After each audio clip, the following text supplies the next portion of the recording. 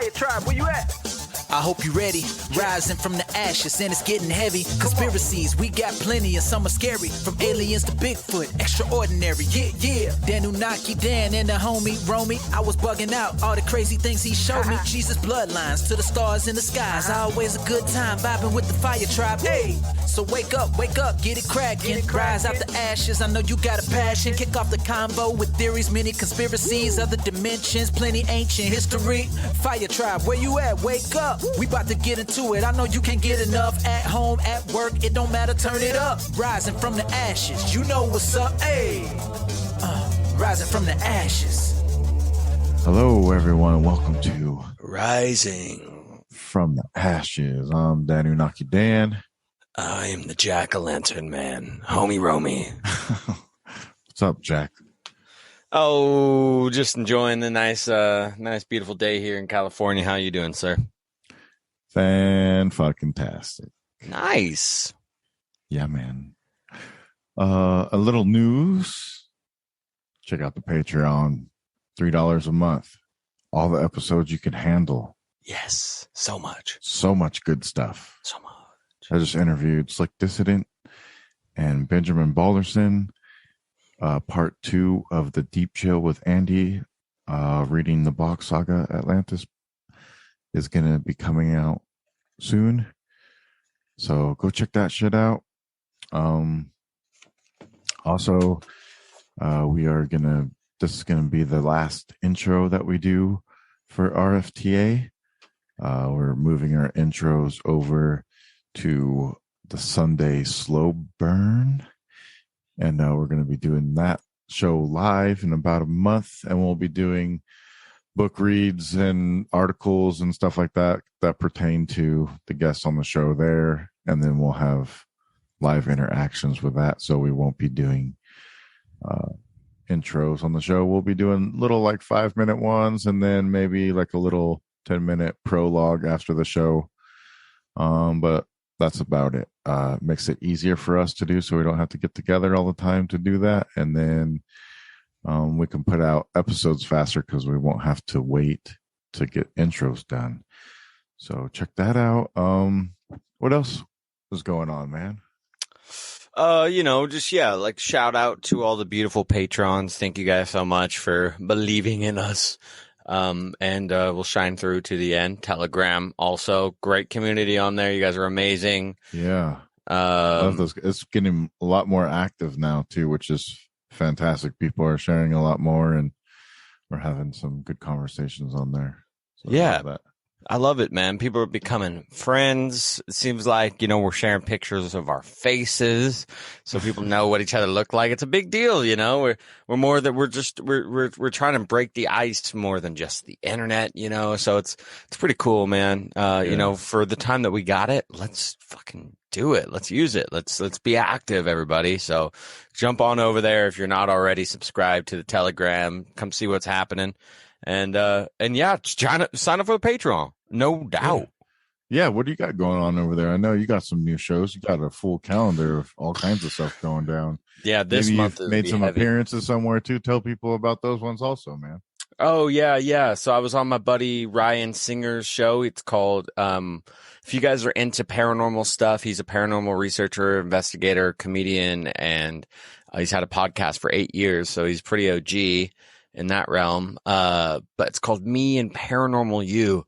And it's great conversation. And yeah, so you can check that out. I'm going on to Grimerica tomorrow to do the presentation, the antiquated transhumanism presentation. So that'll be good.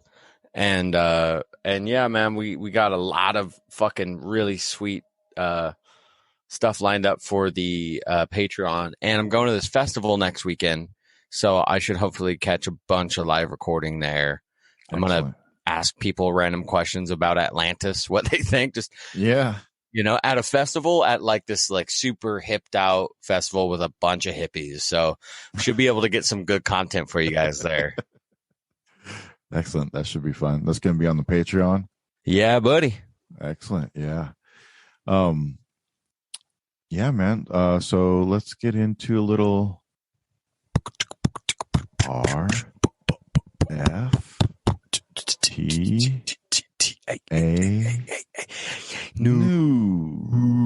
can trust. Angel dust. What you got for us today, homie? I got a quick SERPT, a little thought piece for the wrapping up of the Atlantis month.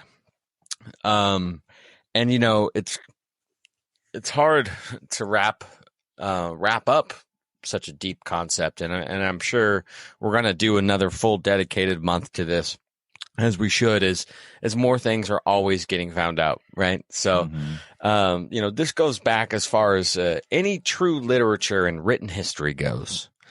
Yeah, I just want to say real quick too, like next month, April, we're going to be getting into more of America's civilizations, pre-Columbia and Toltecs, and what was going on in America kind of after all this Atlantis stuff, or current with Atlantis, what was going on in America. And so that's what we're going to be talking about for next month.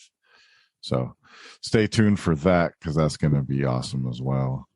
And go ahead, man. Sorry to interrupt you. No worries. Yeah, I am excited about next month. I'm always excited because we're always having great shows. So, and we're always learning more. So each episode we're like, okay, we learn so much here, and it just it keeps expounding. And so we learn together as a community, and you guys are great. So here we go.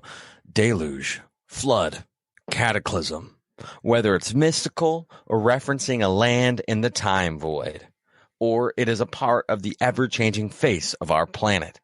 The timing of divinity has brought it back around the wheel. Podcasters are talking about it. History channels are circling back around. And is this because the heartbeat of civilization revolves around the roots of Atlantis and Lemuria today? Yes. Okay. Yes. We run rich in antiquated methods and technology. Modern science is only confirming facts that have been pulled from nature and original philosophy, which stems from the Greek language and word of philo, which is to love and adorn, and Sophia, whom is the overall mother goddess of all wisdom. So philosophy is the art of loving knowledge, which comes from these ancient lands. This theme that runs rich in the blood of our collective consciousness about aliens also stems from this original home. True technology blends with nature, as it is a reflection of the cosmic codes. And imagining a time of antediluvian world, we imagine technology in the sense of how it is familiar to us currently, and dare I say, in its modernity. But thankfully, the Hollywood movies like Predator, you can almost gauge how beautifully in sync true technology is a branch from nature and its cosmic code.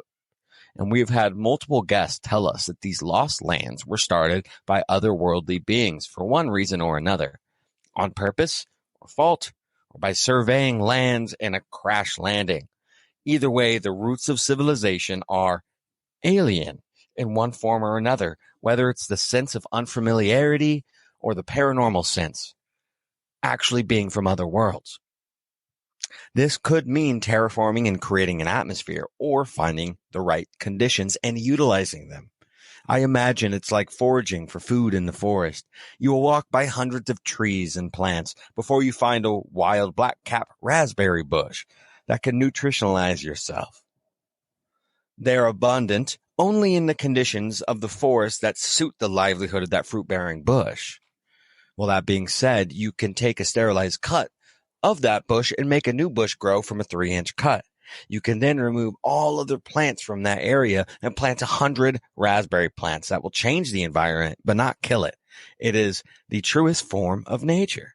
In the sense of this cosmic code in the galactic forest can be manipulated by farmers. And I have a feeling that there's terraformed galaxies with numerous fruit-bearing planets, potentially. Well, wrapping it back to our Earth and things we can relate to, Lemuria and Atlantis likely were involved. Lovers, potentially. Lemuria having the sweet, serene spirituality and that calming blue flow. And Atlantis being the high-tech father figure of drunken power, crippling faults of lust and lavishness. Yet the opposition of these lands, or more likely the rulers of these lands, is how we have the mashed union of society today, the left and the right brain. Then both are a part of us. We are the entirety of that union. The ability to tap into both of these energies is thick, through and true to the tap into the thick bark of the Yggdrasil. You must do the work necessary. If your eyes are being clamped, you must force them open. If your lungs are being suppressed, you must breathe. And if your lips are being pinched, you must scream. Wander until your legs are no more. For sitting is a reward, an accomplishment, a benefit. Purpose is knowledge, and to understand thyself, and to heal from suppression, and to release your expression. Ask yourself the history. You will be satisfied with the work inside the trials. Yeah. That's a good summary of everything, huh? I think so. Solid, man. Yeah, I mean, through our guests this month so far, like I've kind of just everything's been coming up Bach Saga for me personally. Like everything that's kind of in that Bach Saga story, kind of in some ways or some not ways, relates back to there, or maybe like a little bit of a telephone game. Sadly, our interview with Sarah Breskman Cosme got messed up, and we weren't able to put that out this month. But we have Xirtus in its place, and it's fantastic. He wraps up everything kind of nicely and puts it in a bow, and super lots of information in this episode. But we will be having Sarah on next month, hopefully. And so we'll be able to get into that. But some of the things that she talks about is super fascinating that kind of relates back to all this. So stay tuned for that next month. But yeah, everything just kind of, like I said, goes back to Bach Saga. Everything kind of points to this northern place. Everything points that maybe there was two separate continents, one of Atlantis, one of Lemuria. Oftentimes people will say, like they're one and the same, they're connected, it's the same place. I think Atlantis was the time period, and this place of Lemuria was just a ringland of Atlantis called by a different name. Or maybe it was another origin civilization, just like Atlantis was. Atlantis was the North Pole, and Lemuria was more towards the South Pole before the tilt. And then it kind of moved up, or it was Antarctica in some way. There's lots of connections to Lemuria and the moon and the Moors and all of these different things. So I think that's all really interesting, and some stuff that I want to kind of research and get deeper into. Maybe as we go through the America concept, maybe some of that will come out a little bit more in kind of those civilizations that existed in America. So that's why I'm really looking forward to next month, because it's going to bring forward a bunch more stuff. And then we're in May. We're doing Missing in May, and we're going to be getting into some of the alien intervention possibilities, and talking about some of those things, and gone missing, and maybe these zones of, people often talk about these national parks as like portals to other realms. I think that's also another fascinating aspect of this whole, Atlantis America or Mu America. I mean, maybe it was a convergence of both here in America, just like it was in the opposite side of the world. You can see it kind of in the Hindu story, right, of the Mahabharata, is you have this convergence of two opposing peoples fighting against each other. And to me, that's kind of like Mu fighting into Atlantis. And maybe that was also going on here in America, West Coast and East Coast. So I do wish to get into that, but I wanted to tell you guys that I broke down a couple words lately. And it might be nothing. I might just be, fucking making shit up. But I mean, it's interesting to me, at least. So you're rolling off your intuition, man. Don't deny it. That's fine. I'm just saying it might not be a correct interpretation, but the word El E-N, alien. If you say it, you spell it slightly different as L-E-L-I and A-N. It's Lord of Anu, or the Lords of Anu. And who are the Lords of Anu? The Anunnaki, and where do they come from? Debatable, but some would we could confer that maybe they come from Lemuria and Mu and like Sumeria. So that's pretty interesting. Also, Anu is really kind of associated with like the north. So the Lords of Anu could be like the angels from the Ark, from the Arctic Circle. So that could also be another thing. So maybe that's describing where these alien people are coming from, these Caucasian people that everybody else in the world is, you know, of darker complexion. And so when they see these white people, they're like, who the fuck are these aliens? Another word is catechism, right? Catechism. I always have a hard time saying that word, but a catechism. If you break that word down, it's kata, which refers to like catacombs, right? The honeycombs, the underground, the subterranean. And then chasm would be like a chasm, like a deep hole. So a catechism would be like a opening up or a sinkhole within the ground. So often people talk about Atlantis being swallowed up. So a catechism would be like a giant sinkhole that would swallow up a land. So well, Florida's full of sinkholes, so it's pretty much a part of Atlantis, right? Right. Bimini Road. There's pyramids in Cuba. I just heard that there's pyramids in Illinois and like Indiana, Georgia. So there's a lot of things going on in America that they don't talk about. Giant bones. I have a whole book right here by Richard Dewhurst called The Ancient Giants Who Ruled America. And it goes through the Smithsonian cover-up of all these giant bones that they have found in America. There's even stories of the Mormons finding giant bones in America. If you go back to the interview with Adam Stokes that we did on the show, we talk a little bit about that on there.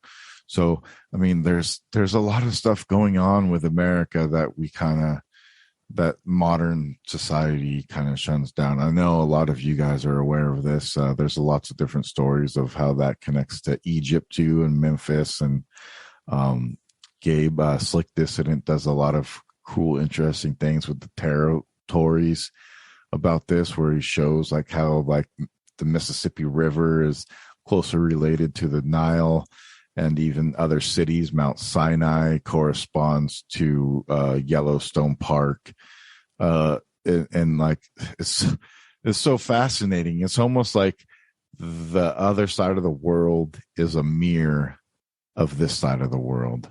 You know what I mean? And maybe it's perplexing in some ways, but it's also very fascinating. So that's kind of like my segment for the news. I don't, I could read books and shit all day, but I'll save that for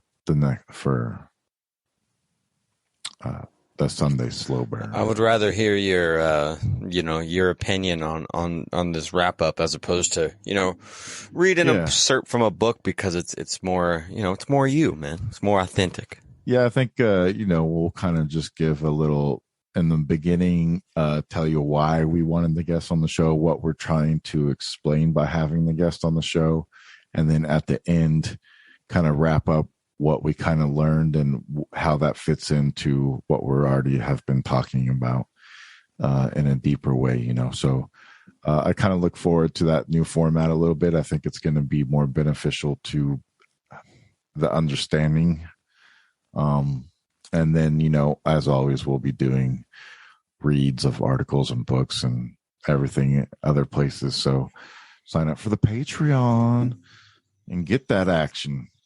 So today on the show, we have Xirtus, Andreas Xirtus, the human encyclopedia. I mean, he's awesome. He's great.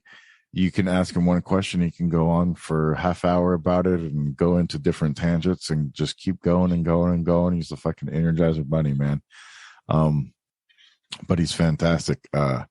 He has so much information in his head and some of it mind-blowing, man. So we go into a deep conversation with him about everything, about Lemuria, about Atlantis, how that connects to Tartaria. We even talk a little bit about Tartaria. We talk about there's so many things we talk about, man, because we jump around to so many things. So it's a really great conversation. Do you have anything else to add, Roman? No, man, let's get into it. Let's get the people what they want. All right, let's get into it. Andreas Xirtus. Wake. Number 2, the invaders from a distant land, which I understand to be Atlantis. It's time seems that has risen from the ashes.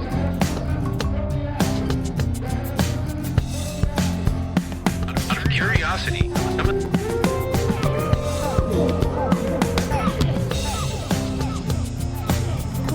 Hyperboreans. Out of curiosity, upon the subject of Atlantis, supposed to be Mongoloid. Things look around us, Gabe. Nothing in the universe has no vibration. In other words, there's no such thing as no thing. Everything is rhythmic vibration. So when a supernova, a gigantic star, explodes, Which I understand to be Atlantis.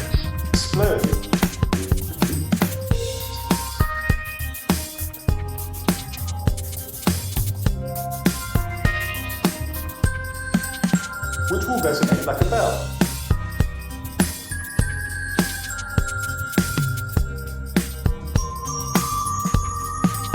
As we let our imaginations crisscross into the vectors of saved data filed away into our hard drives, we can picture an archetype of the dusty, toothless prospector knelt down in the lush backwoods stream.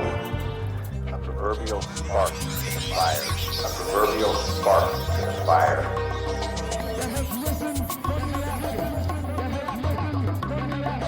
From the ashes.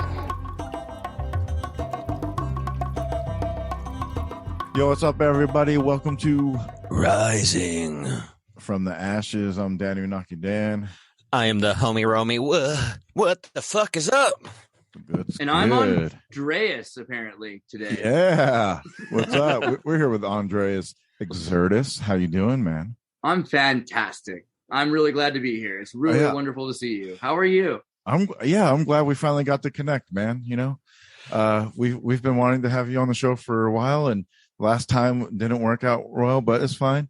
I apologize, but the deep irony is that just now we had a good hour of content that's probably worth $10,000. We should have just sold that, but it's secret, and you're not allowed to know anybody. So we're starting over. Well, the last time you were going to be on, you went actually to go on the InfoWars, bro. How was that? Oh, man. So things have been wild in every respect of my life. I don't even remember which occurrence or which time you're talking about now.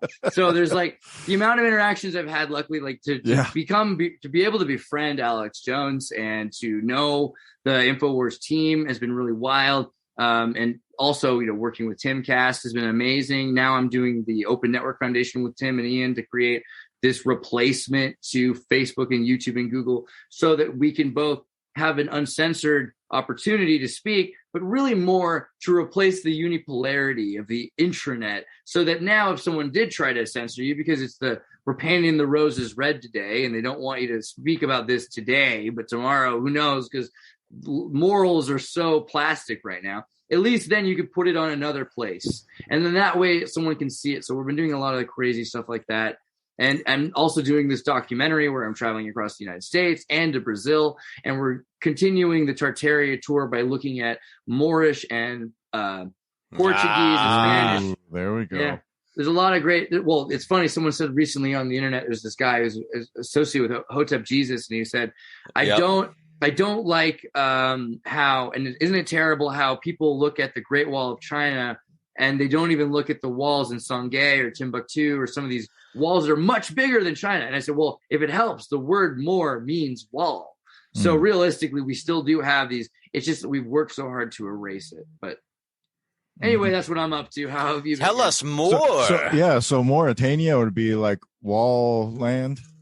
Well, so this gets into, I did an interview a couple days ago with Alexander Dugin, who's like, everyone thinks is the devil, is Putin's Rasputin, but really he's like the most awesome guy. The fuck? You talked to Dugin 2 days ago? Yeah, you should see the interview. It's really important because he talks about Tartaria, he talks about Atlanticism, he talks about the differences between the two. I recently made a video before this about Shakespeare, talking about Sir Francis Bacon's connection to New Atlantis. Now, New Atlantis, if you follow along with my series on Xirtus.com and YouTube, in the Odyssey and whatever, you'll get to the point where you see that there was a group of Rosicrucians and Freemasons and Jesuits. Really, there's a group of guys who are changing everything. And this is the same time that they're changing, when I say everything, I mean, alewives are replaced with brewer monks, like everything. Like the entire society goes from matriarchal to patriarchal to the control of a queen who has little power, et cetera, et cetera, et cetera. But they thought that they would build this new thing. Now, again, Shakespeare was, if you watch my Alexander War talk, probably not just Bacon, but it's based on the life of Ed de Vere. It's likely it was a lot of the time written by Ed de Vere. You can see this. There's 100 examples. Watch the talk. But what you'll find is this idea that if Shakespeare was talking about these things that he learned from de Vere, who de Vere had tutors like Thomas Knoll, who presented the Beowulf text and the original Tales from the East, Tales from Tartary, which were in the Knoll Codex.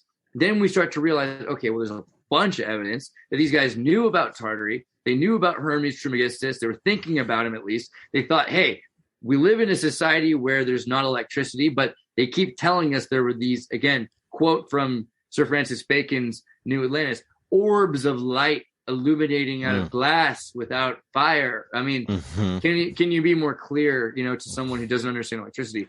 But then we have the Arabs that have also brought this technology from the Songhai Empire through the Caliphate, the Cordoba Caliphate, into Spain and into Holland, which is controlled by Spain. So we see the immediate emergence of this technology from this former empire. And this idea that also there's a difference between the two kinds of empires. A lot of the time, the biggest thing I've been saying for years about Tartaria and about the reset and prehistory in general is that anthropologists and today's archaeologists, who are divided, by the way, because one is looking at something and not knowing what it is, and someone else is theorizing what it is without looking at it. So we have this really crazy 20th century of archaeologists, anthropologists not working together. But you realize that the ancient world was not based on war, but trade. And this is a huge revelation, apparently, to academics, because their idea is that every society is built on war. But I'm not the only one saying this. I got this from my teachers. You go back even further to Mexico and you look at the Incan and Mayan and Aztec empires. The way things worked originally was a lot more feudalistic, a little bit closer to the Russian system of feudalism and European system. It's not exactly the same, but the deal is there wasn't money. Instead, there was already a lack of scarcity. So if you chose to be part of the empire, then you would end up working where the emperor needed you. And there's all sorts of systems of algebra used to figure out where there would be floods, famines, and they would store grains. They would have these huge feasts. It was all about bettering, and beyond your lack of scarcity, already being autonomous, you could further yourself and further the society by working towards an enterprise. So this is a very interesting thing because it's literally the definition of trade. And trade has been the foundation for our modern world. So isn't it interesting, this idea that the modern world is not based on war, even though we want it to be? The only thing based on war is scarcity, isolationism, et cetera, et cetera. But what we found is this multipolar world existed back then, that existed in a triangular trade system, that the Portuguese, who had been slaves themselves, the Britons who'd been slaves themselves, had also learned this system. There's a reason why in 1066 the Ottoman manumissions freed all the Britons, because they were all slaves. And you look at Portugal, and it's the same thing. There's a reason why caste systems, and the word for classism in Portuguese comes from the Vedic idea of caste system, because this transcends the Tehranian Empire. This Tehran being what pseudo-Turkologists in the 19th century referred to Tartaria, because they said, hey, isn't it weird that Istanbul and Constantinople are in Turkey? Maybe there's an Indo-European migration of Turks. And then the world went wild. They're like, how could that possibly be? Turks are weird, and their language is different. And so there was a lot of racism there. But when you start to realize that the Turks have been taught and the Ugaric language, again, the double-headed eagle. Yeah, the double. Well, and then there's the Austro-Hungarian, Slavonian Empire. So that bullet from the Franz Ferdinand and the whole World War I, they wanted 3 heads. They were about to put a 3rd head. They wanted a left, right, and one looking straight at you for the Austro-Slavonian, Slavonian Empire. They were going to include the Czech Republic, and it was going to extend, and Serbia was not down with Yugoslavia joining that. So, but there was but looking at the links between the two cultures, the reason I brought all of that up was literally because wind power exists on both land and sea. So they all have this connection. And there's the turbines, and we see the Dutch windmills, etc. But there is a huge difference between the land and the sea. The land is all about trying to conserve as much value from the land as you can get. And if something works, you're like, well, my dad did this, right? But in sea, there's chaos. There's constants. There's grown to be more tradition in sea, but really the sea is by function a more technological venue. And so by going to sea and having a sea power, you're at odds with traditionalism.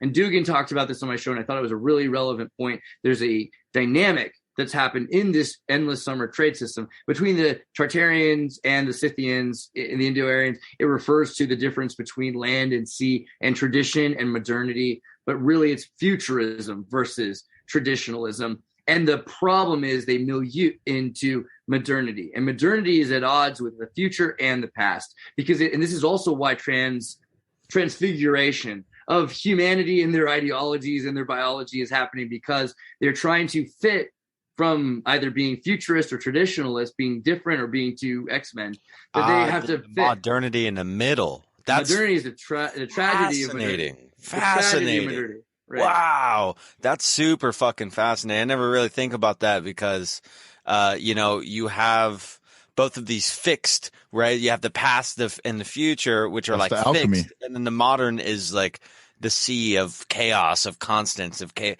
Wow, what a fascinating. But It's also the you alchemy. can get worried about it. You can get worried about it because you can think about Ramdas, and you can think about this idea of be here now. And there's a difference between now and modernity, because now is not modernity. Now is a lot closer related to the future and the past, because they are at least like concepts. Modernity is contemporaneousness. It's just literally it's grasping from the future and from the past, and it's refusing to be in the now in order to maintain. And this is why so much of the now is about augmenting yourself to fit. And it's not just, I don't mean, this at any specific group, because any kid who's being told they have to take amphetamines to go to class in the morning early, and they have to take sleeping pills to go to bed at night, and they have to take antipsychotic schizophrenia pills and SSRIs to stop the twitches they're getting from taking the uppers and downers in between, then maybe we should start fixing the freaking modernity instead of trying to fix the kid, right? And conform the kid.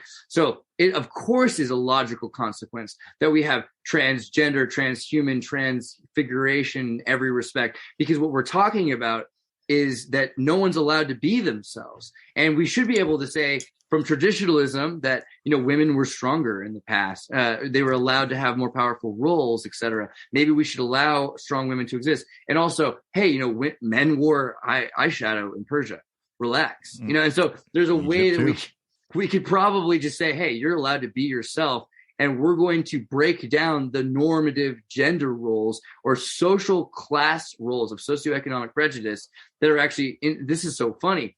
When I say it that way, I feel like if you're on the left, you'd love me, right? Like that's exactly what they should be wanting to hear.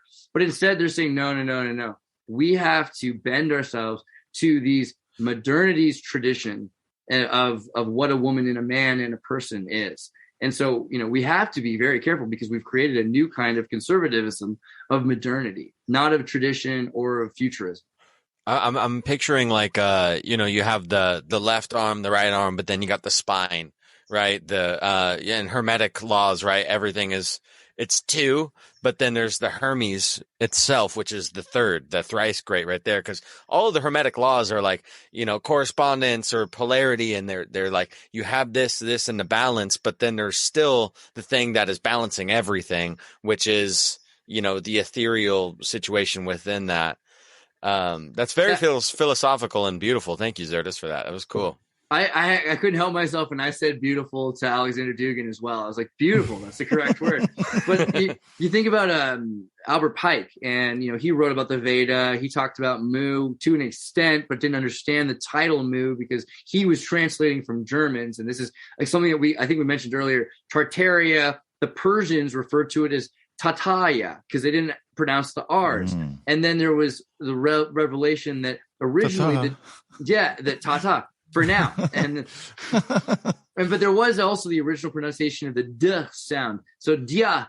It could have been that it was, Dadaism is, and this is something that they realized at the time that the Pan-Tyrannism, Hungarian Tyrannism, pseudo-Turkology was all taking off in the 19th century. All the AKA Tartarianisms that existed in the 19th century that people were like, hey, a couple generations ago, my grandpa was talking about this crazy thing, lights at night. What's up with that? So they were looking at, there's great architecture. They already knew that this was Dadaism, but now this is kind of like modernity and now, the Orwellianness of the term. Dadaism is used to refer to the complete destruction of art. And I'm sorry, but it's just, what is Dadaism? Do you remember from 8th grade? Because they made you look at it at school, and it was like a pony made out of a sawhorse or like a cube, and all of modernism and all this crazy modern art, they call it modern art, that it's not even, there's nothing to it.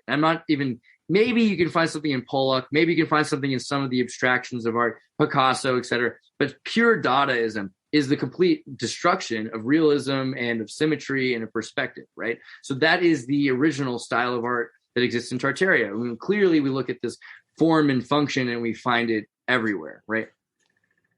Yeah. Is that how do you spell Dadaism? Is it with T's? Dada. D-A. D-A. Okay, yeah. I'm looking But at of course, but you have to remember with the Bach, this idea of like how important sounds are. So when I went to South America, I was always like, wow, Bale, Bale, Dale, because that means valiant in 3 different areas, but all in Spanish. Because the B's and D's and V's will be pronounced in THs because there was a princess in Spain who couldn't speak properly. She had a lisp. So they said, now everyone has to pronounce it like that. Barcelona.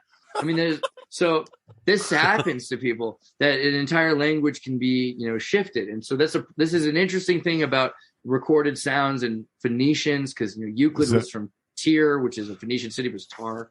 Is Tartatosaurus Rex? Is that like the beast system? Tartatosaurus Rex? Is that what did you say? What was that one word you said earlier? Tehran? Yeah, Tyrannosaurus Rex. Beast system. Very interesting, because Georgosaurus is this guy who's named after. But Saurus literally like a dinosaur or a pterosaur. It means a lizard, right? And so lizard, saur means lizard, and the connection to terra is the fingers, is pteros, and then there's another one for land monsters versus marine monsters, whatever. They're all lizards. So the idea that the lizard reptilian draconian connection can be found in the elite circles. I mean, again, salamander. At that point, we should start talking about Wizard of Oz, because these are the stories of the elite. The elite believe in these romantic stories about themselves that they're descended from dragons and monkeys. It's Roger Bacon, man. I wanted to say, bro, I was listening to you on over on the homies Mark and Juan on Illuminati Confirmed, and just bacon kept coming up, and so like I was just like, fuck it, dude. There is so many goddamn separations of Bacon, and I think that Francis Bacon didn't really exist, and he was a conglomerate, possibly the remnants of the vapor of Roger Bacon, the OG wizard alchemist, Well, dude, What do you think about that? I mean, I wouldn't. Okay, two different thoughts. So, does Francis Bacon exist? That's an interesting line of logic, because I've seen a lot of people do this in my life. Say Jesus didn't exist, that Napoleon didn't exist. What you end up with is you end up finding that Yeshua existed, that there was a Bonaparte that existed from Corsica, and you will find that there's a thing that exists, right? Even if they believe something else. However, more to the point, and also, Shakespeare did say that all the lawyers, first thing we do, kill all the lawyers, and Bacon was a lawyer. So I mean, I don't believe you, but I also want to, because it's a freaking cool idea. But I do think that Roger Bacon is more important than Francis Bacon. That's a fact.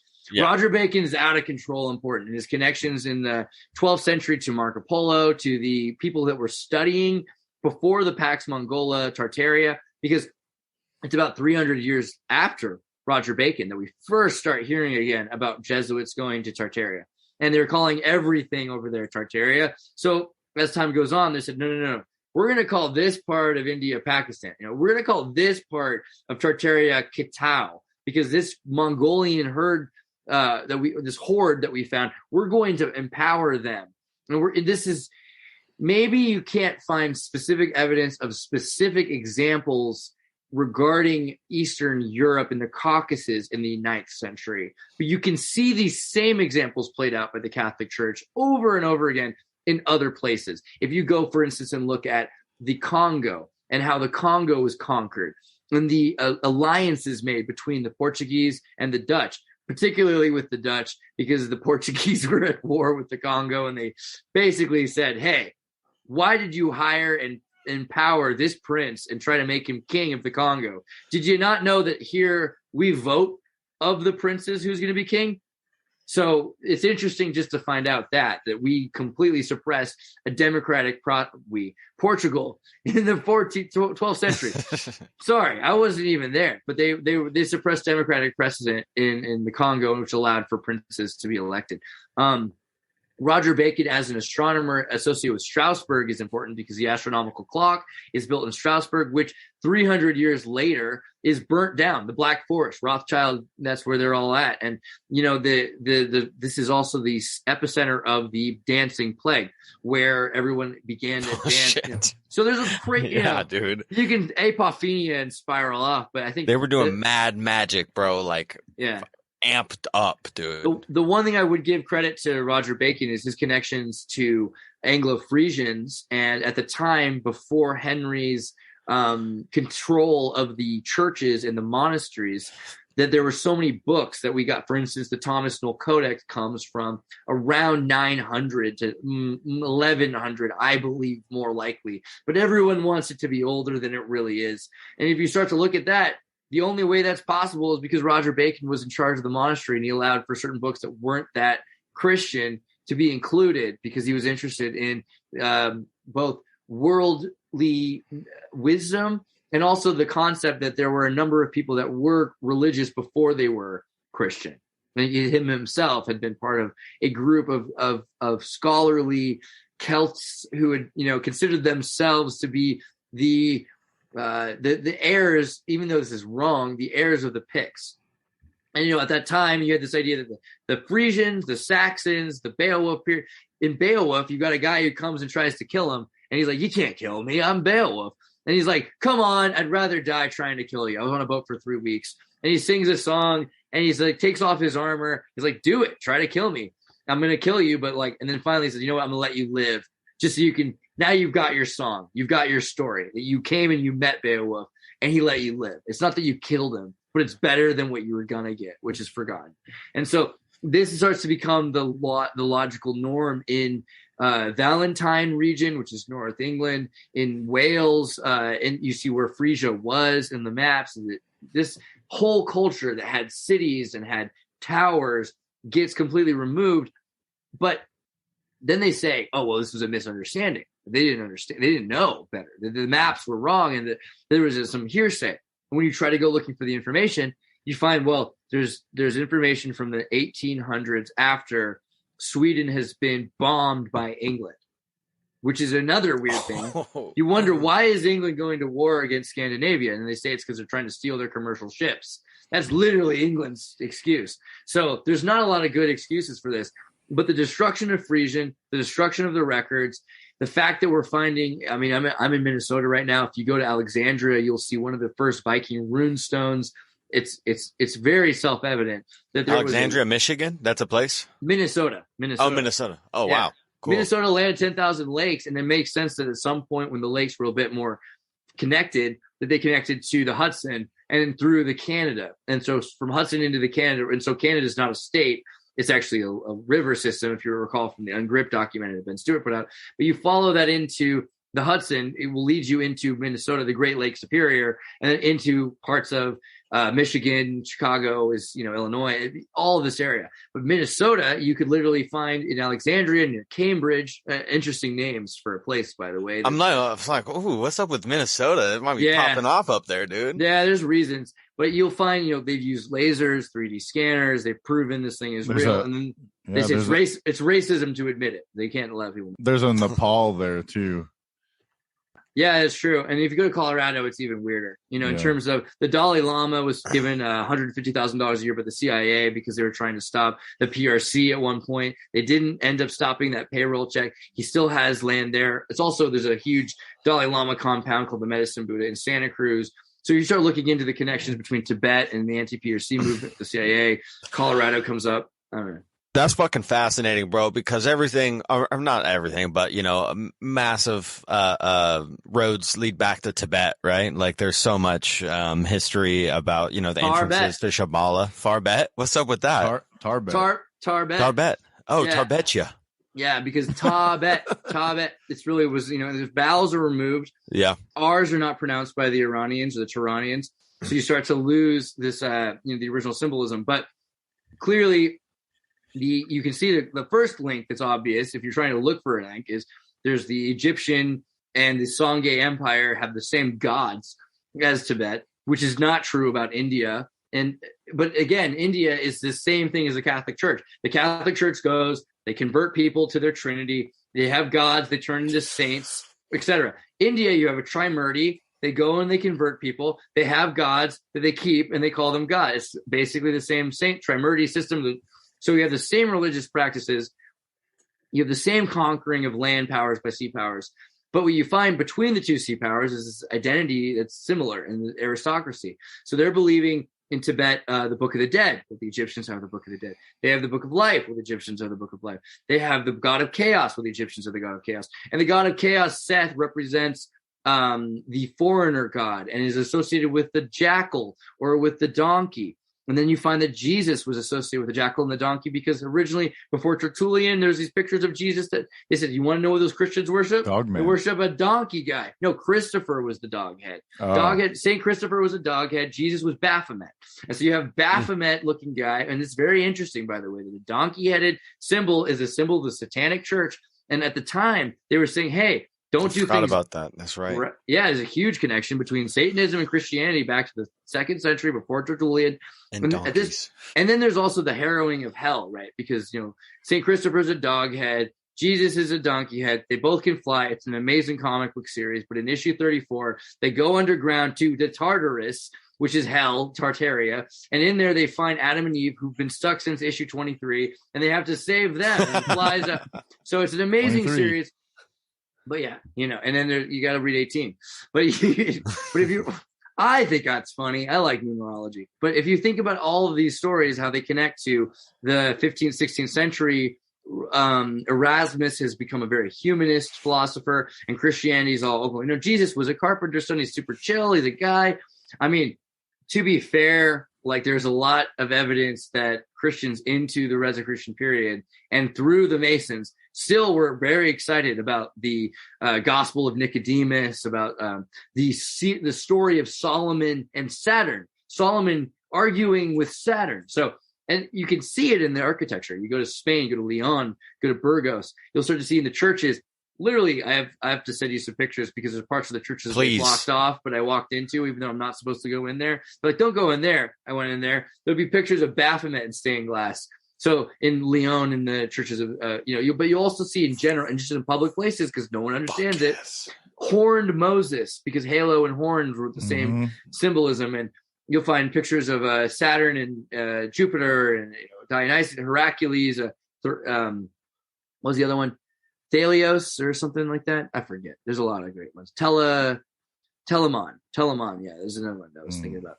But okay, so then you think about Madame Blavatsky, and she's bringing all these ideas to the forefront and saying, we've got these islands, and these islands, some of them are moving and disappearing, and Frisia's disappeared.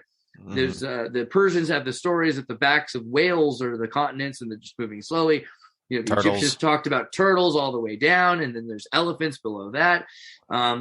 There's reasonable amounts of Titanologists out there, even today, that will tell you that the world is made up of living material. In schools, by the next 20 years, I'm sure everyone's going to be a techno-Gaianist and believe the world is alive. So it's really, we're very alive. Yeah. We're very, very quickly, ontologically, we're getting to the point where people will accept the fact that there are moving, these tectonic plates are, tectonic persons or something. There's an amount of consciousness that's happening there. It's on the body. Yeah. But Blavatsky said, hey, there's the land of Lemuria, which is Ria, like less means, le means the. Al in Arabic is law backwards. So you have Spanish and Arabic, well, the first lesson there. So when you think about algebra, it's the algebra, it's the study of the Hebrew. Alchemy, it's the study of Kemet, study of Africa. Lemuria, though, is the study of Mu. And so I think you talked on your show about Mu and the importance of Mu. You can look into Blavatsky's connection to the Theosophical Society and some of the more important people. Also, there's a great episode of Young Indiana Jones Chronicle. I think it's the third or fourth episode called the Spirit Within or the Passion, where he plays cricket and soccer and baseball with Krishnamurti in front of the Theosophical Society. So you got to see that. But the thing is about the Mu is that there's this idea that it was a continent that had a bunch of insectoid-like people. The other thing is there's this idea that racism is today, the way we define races is Blavatsky's style. Darwin's definitions of race don't come from the same concepts of science that we use for these are different dogs, different kinds of horses. Species. Yeah, I mean, the way we use the term is and species. But what we talk about is more this Blavatskyan concept of consciousness, that these were the last reset, then there was the second reset, and there's a third reset, and there's a fourth, and the next one would be the Green Power Ranger, and he's going to be from Baja California. I got a good video on the Darwinism and Power Rangers that will actually sum that up. You should check that out. But the main truth here is that we are coming up on the transhumanist next generation. That's the best ontological term we're allowed to use to describe the evolution of man. So we're pretty comfortable with the idea that we're evolving. And we even have looked back and said, hey, if you look back, there were similarities, but really the differences come with language, because you take somebody and you train them to speak.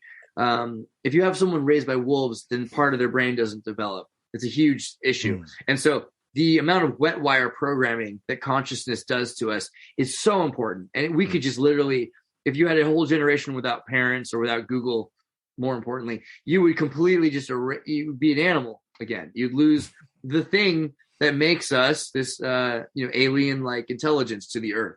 What's anagrammical about Google? And like you said, do you like gematria and shit like that? Like what's going on with like because there's got to be a connection to the web of God, web of the algorithm of like the cosmic fucking stretch fabric that we live in, and Sophia. Google. Yes, yeah, the web of Sophia. It's the synthetic Sophia. Yeah, I feel like actually this is so part of the thing is I feel like Janinaki, some of this stuff better than I do. I have some ideas on I'm thinking GGL, like if you take the Gimel and the Ella epsilon symbol, I forget, you get 34. And so 34 is one more than 33, which is not quite completely one more. So you could think of it as 0. Kobe Bryant. Yeah.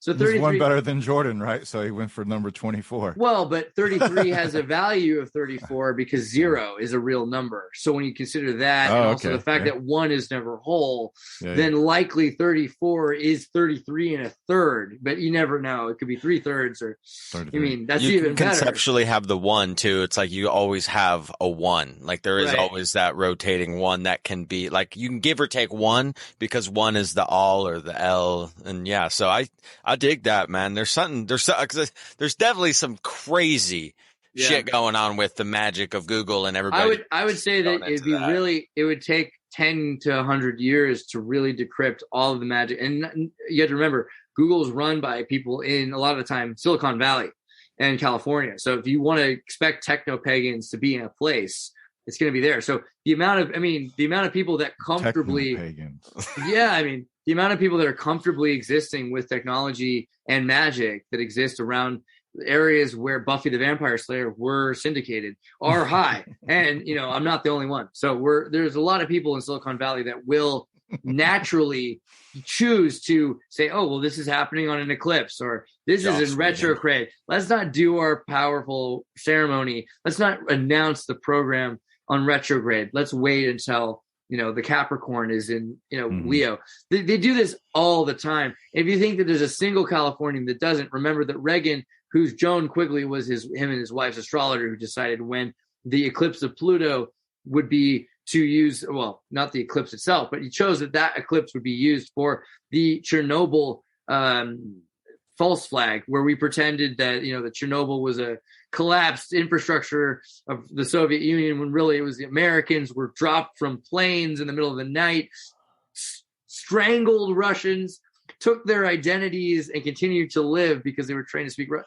When you start to find out about those things happening on specific astrological dates by Reagan, who was the governor of California, associated with the Unarius cult, when the Unarius cult were like the subgenius with more like pastels, and they're just colorful. If you've heard them, they had the same idea of the X Day, 1998, 1999, that light beings would come down and they would assimilate us, and it was all the pre-Y2K, like point being, childhood's end.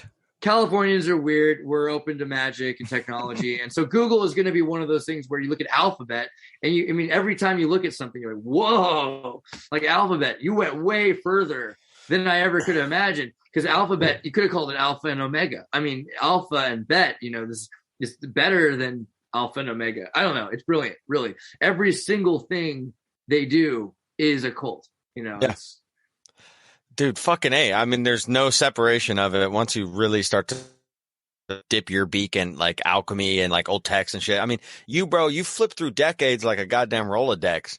He's over here just like, oh, wait, hold on. Wait, what'd you say? 7th century? Hold up.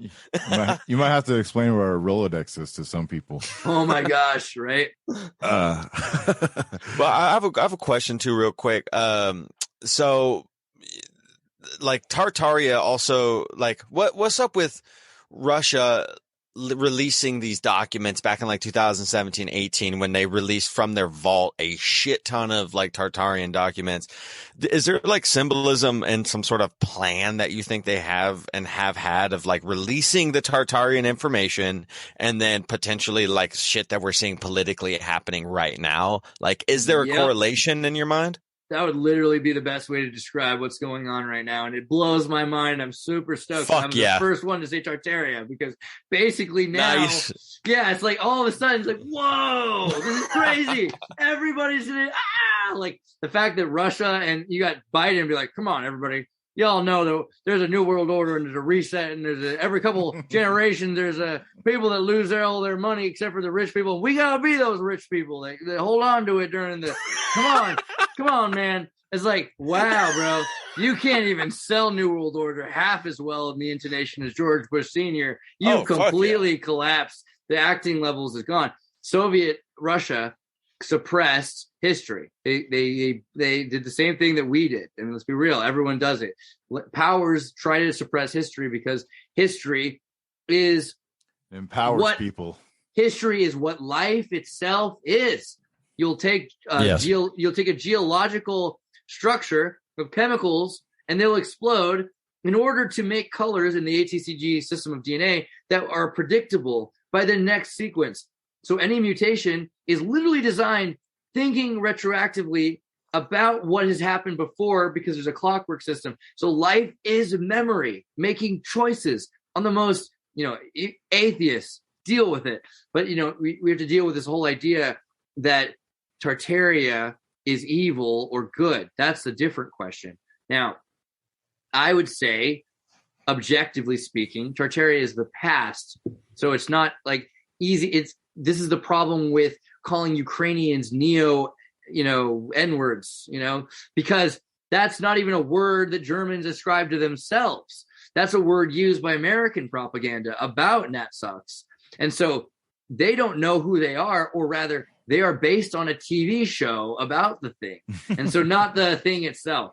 This is a thing about Tartaria. Now, in my Dugan interview, one of the fascinating things I thought he said about Tartaria and about Tehranism and the idea of an Indo-Aryan Eurasia is that Russia is not the firstborn nor the original, but is the heir to this throne, right?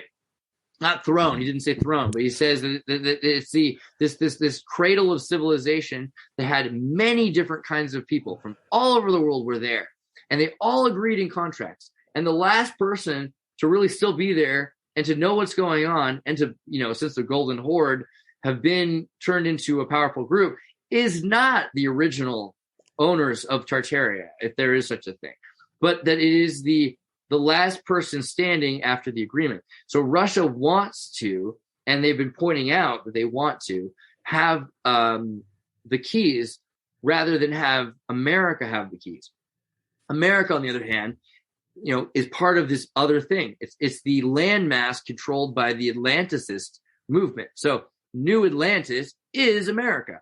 And ideologically, America is always the old Atlantis because we've erased history. So there's no such thing as Atlantis. This is the high hill, ideologically, in America. Americans like to believe, and the West and Atlantics like to believe, that progress is leading towards here, now, modernity, and that this is the best thing that's ever happened, that there's never been a better civilization than now. This is not what is believed by everyone. And so the idea that Tartaria is something to aspire to, a tradition that exists, that's outside of the norm for Americans who are constantly about, and Atlanticists, who are constantly about rejecting tradition. So the Russians look at it and they say, okay, well, this existed. There's evidence of it. Now, the Soviets were against it. A lot of these guys are anti-Soviet, even if they're Russian, especially if they're Russian, because when they were in the 80s growing up, they listened to punk rock. They hated being Russian, Soviet, and they wanted to be free.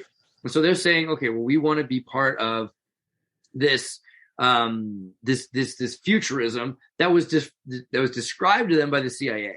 Because in the 60s, in 1968, the CIA Freedom of Information Act will show they were presenting a PSYOP, a psychological operation, to bring back relevance of Tartaria to the Russians. That's when the CIA document of like the only one that could be found of like CIA saying shit about Tartaria was in the 60s. Right, but go ahead and it's kind of like UFO, and these other words. Yeah. Start looking for Tehranism. If you start to look for Tehranism, you'll find a lot of stuff about Tartaria that's been hidden for the last, forever. But what you'll note, because Turkey is really important to the international powers today, so that becomes even more important. Istanbul and Constantinople. But but if you look at the Tehranian Empire and where it was at, and the connection between Asia and China and Russia, Russia was a Scandinavian power that, I think we said earlier. Did we talk about the Ukrainian flag and Zelensky already?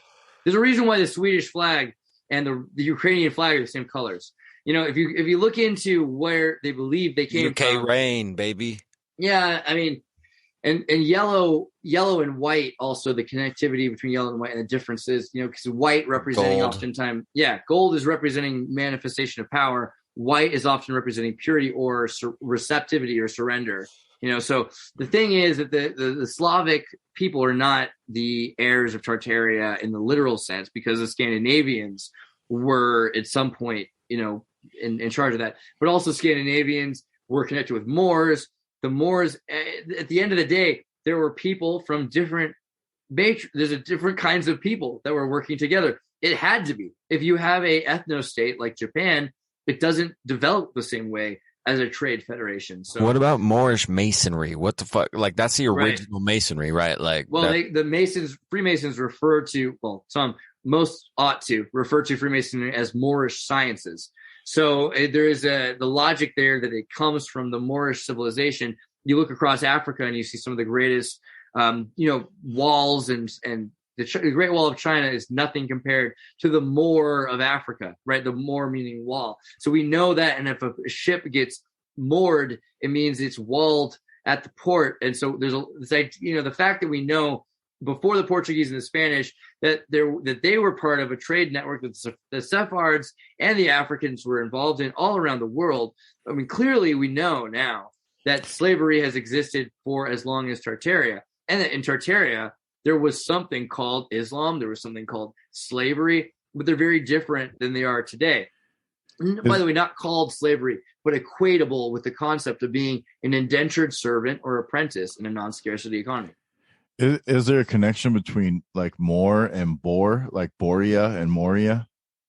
I don't know for certain, but that would be an interesting route to pursue. I think that, it's important to remember that these symbols, someone reads them from somewhere else and they mix up the sounds a lot. So, I mean, clearly Tartar and Berber are connected. But I would need to go deeper into the Bach. I mean, the Bach saga would be where we would start if we wanted to start to look at the connection between the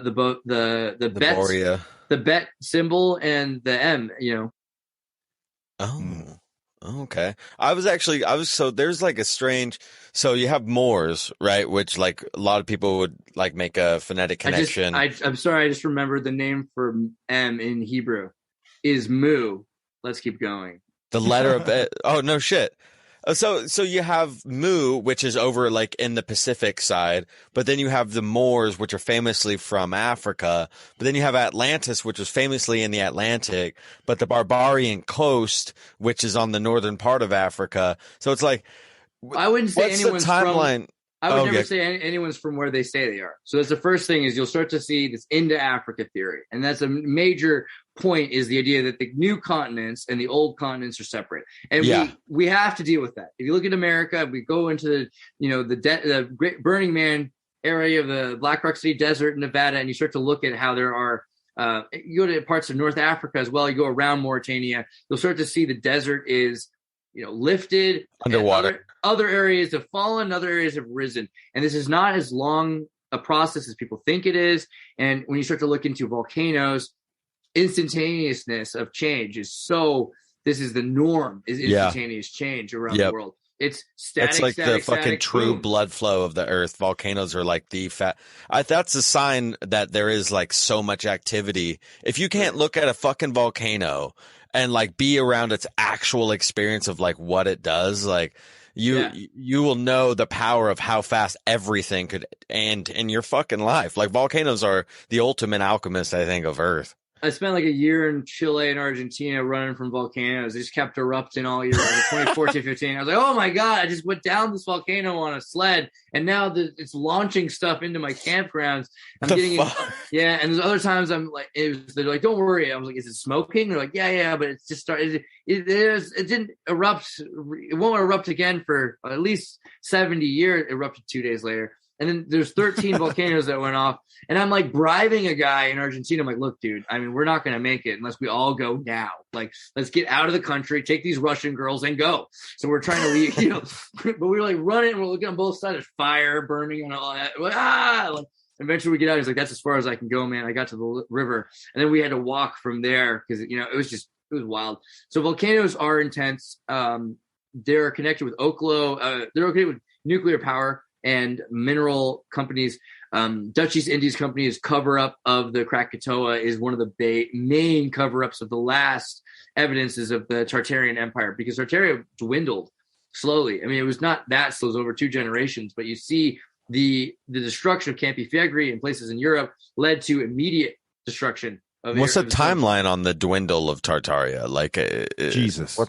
Well, let's call it, because due to flamencoism, and we're going to remember that time has been manipulated by the Jesuits and by the Freemasons and by et cetera, and that everyone has their own timeline, and the Russians didn't start using the Gregorian calendar until the 30s, and that George Washington even had to change his birthday because they had to deal with the Napoleonic, blah, blah, blah. Point is, maybe 600 years ago would be the beginning.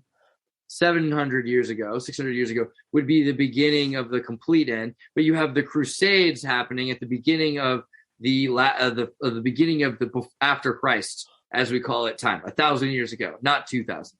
And then the beginning of the disinformation is probably 1600, where it becomes very clear that they can misuse data from the 1500s and 1600s. A lot of people are already mistranslating things throughout the 1500s.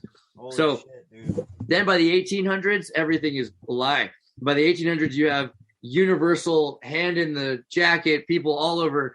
You got Napoleon, and you got the War of 1812 is the ultimate suppression of the last truth. It's the World War Zero. We've already had the 7-Year War. We've already had the 70-year conflict. We've already gone through all of the things that set up for it. By the point of 1812, there's nobody left who really remembers or has read correctly the truth. How much murder? Oh, well, half of the population was wiped out. So, for instance, all of Krakatoa died. It was 150,000 people accounted for, probably more like 1 million or more. If you think about vertical stacking, people were living in. Imagine it wasn't Krakatoa in Indonesia, but it was Krakatoa in New York City. We don't know for sure how many people were wiped out. We do know that 7 times around the planet, they were hearing sound waves reverberating from the explosion. So the idea that it could also have been that there were 7 other simultaneous reactors going off, or volcanoes. Well, we know that in Gabon there's a nuclear volcano. If you look into the nuclear volcano story, there's 16. That's Volcanelli. Yeah, there's 16 natural reactors that are not natural, but we can't handle the fact that they're technologically built. But at the same time, because it's prehistory, but we can also see how technology and nature meet, and then this new lens that the Eurocentricity, that modernity is not the apex, that as time goes on, techno-Gaianism will replace technology, right? I think there's something about, you've been on the volcano kick for a while. Obviously, you traveled, and like you said you lived in Spain. Wait, was it Spain? I have lived in Spain, but I was talking about Chile and Argentina and Paraguay. South America. I spent like a year and a half. Once I left CNN, and I was like, this is horrible. I just walked away from being a social media strategist there. I went to Chile and then started hitchhiking across South America and looking at ruins. And so I spent like a year and a half there, seeing volcanoes, going to Titicaca, going to all of the sites, before really having the concept that this all existed before. I literally went down there thinking that this was European recreations. Yeah. And I was startled as I started to realize that was literally impossible. I've been getting into like looking up where all the similar buildings are all across the world, like why there's these cathedrals in these certain places, and all the Capitol buildings that are all got the capstone, that type of like, I forget the name of the dome architecture, but you know what I'm saying, right? Every Capitol building across the fucking globe. But South America was just loaded up during the Conquistadorian, period. But they built so many fucking cathedrals over there, and these Capitol buildings, these huge buildings. And when you look at how many are scattered across South America, you're like, how in the fuck are they building these incredibly extensive architectural pieces in South America during the time where they're killing all these people, these indigenous people? The timeline of that Spanish era is so mucky, bro. Do you have insight on that? Yeah, absolutely. So going down there, that's the first thing you start to notice is they really haven't fixed that yet. They haven't fixed the stories. And, now it's beautiful is because of the work that we're doing. You're starting to see more and more of this on Wikipedia, that they're changing things. They're admitting things are either younger or newer than they really are. But yeah, the idea that in the 1600s that they brought people from Spain to build aqueduct systems that they knew about, it's impossible. It's literally impossible. And the amount of time necessary to make bricks, and you can count up the moments necessary in a day, and you won't find them. It's just not plausible. And then you start to see, okay, well, the architecture, there's this medieval style architecture that they say they built in the 1600s to emulate medieval styles.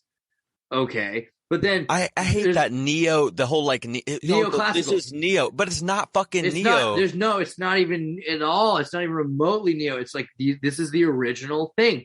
And the aqueducts are literally built across Mexico in places that there were no conquistadors. And there's, of course, I will give credit to the people that came, because during the Spanish Inquisition, they did grab people that were not Catholic, but they were Moorish, or they were Arabic, or they were Jewish, or they were, in general, they were architecturally and intellectually more astute because they had been from other parts of the world that still had this culture, because Spain controlled everything at that point. When it was Arabic, it was huge. Parts of North Africa, parts of East Asia, etc. So they did have people that could rebuild. So the logic that there was major catastrophes, like we've been showing for volcanic destruction, and that these societies weren't able to continue their infrastructure. Well, these stories come up over and over again. Apocalypto came up recently. It was talking about Mel Gibson's movie.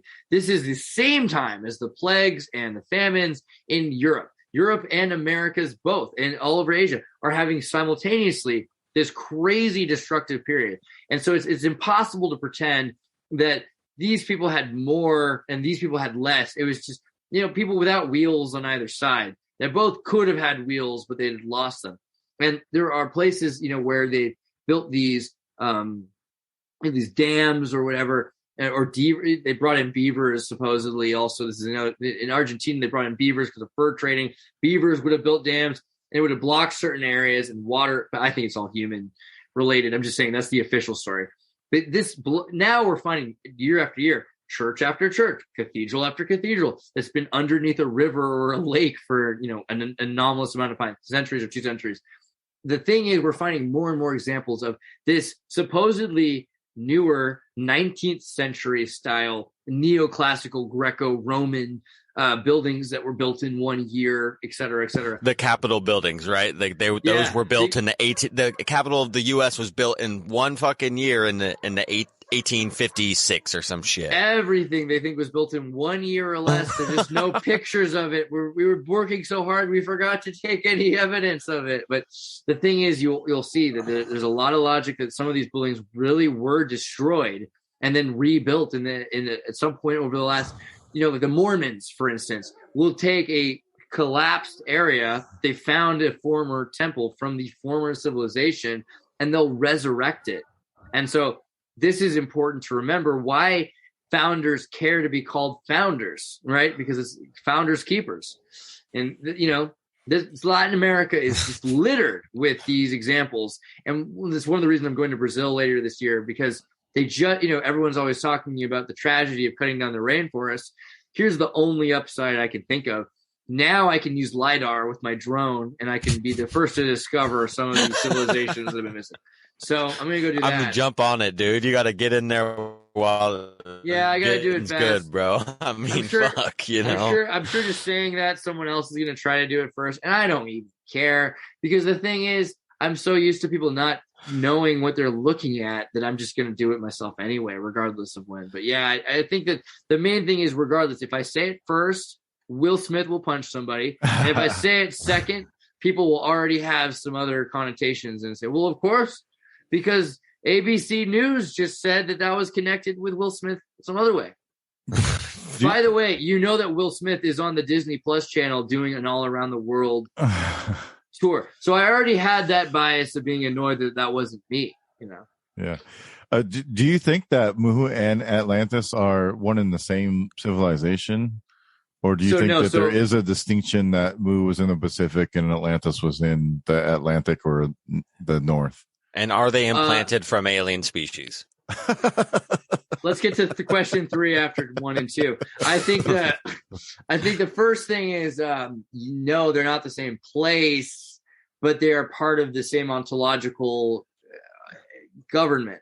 Okay. The second thing is, I don't think the difference is that one's west and one's east necessarily, specifically, but more that because if you think about the naval powers and how they can be in two places at once, it's no longer really about that. It's more this ideological difference between the land and the sea.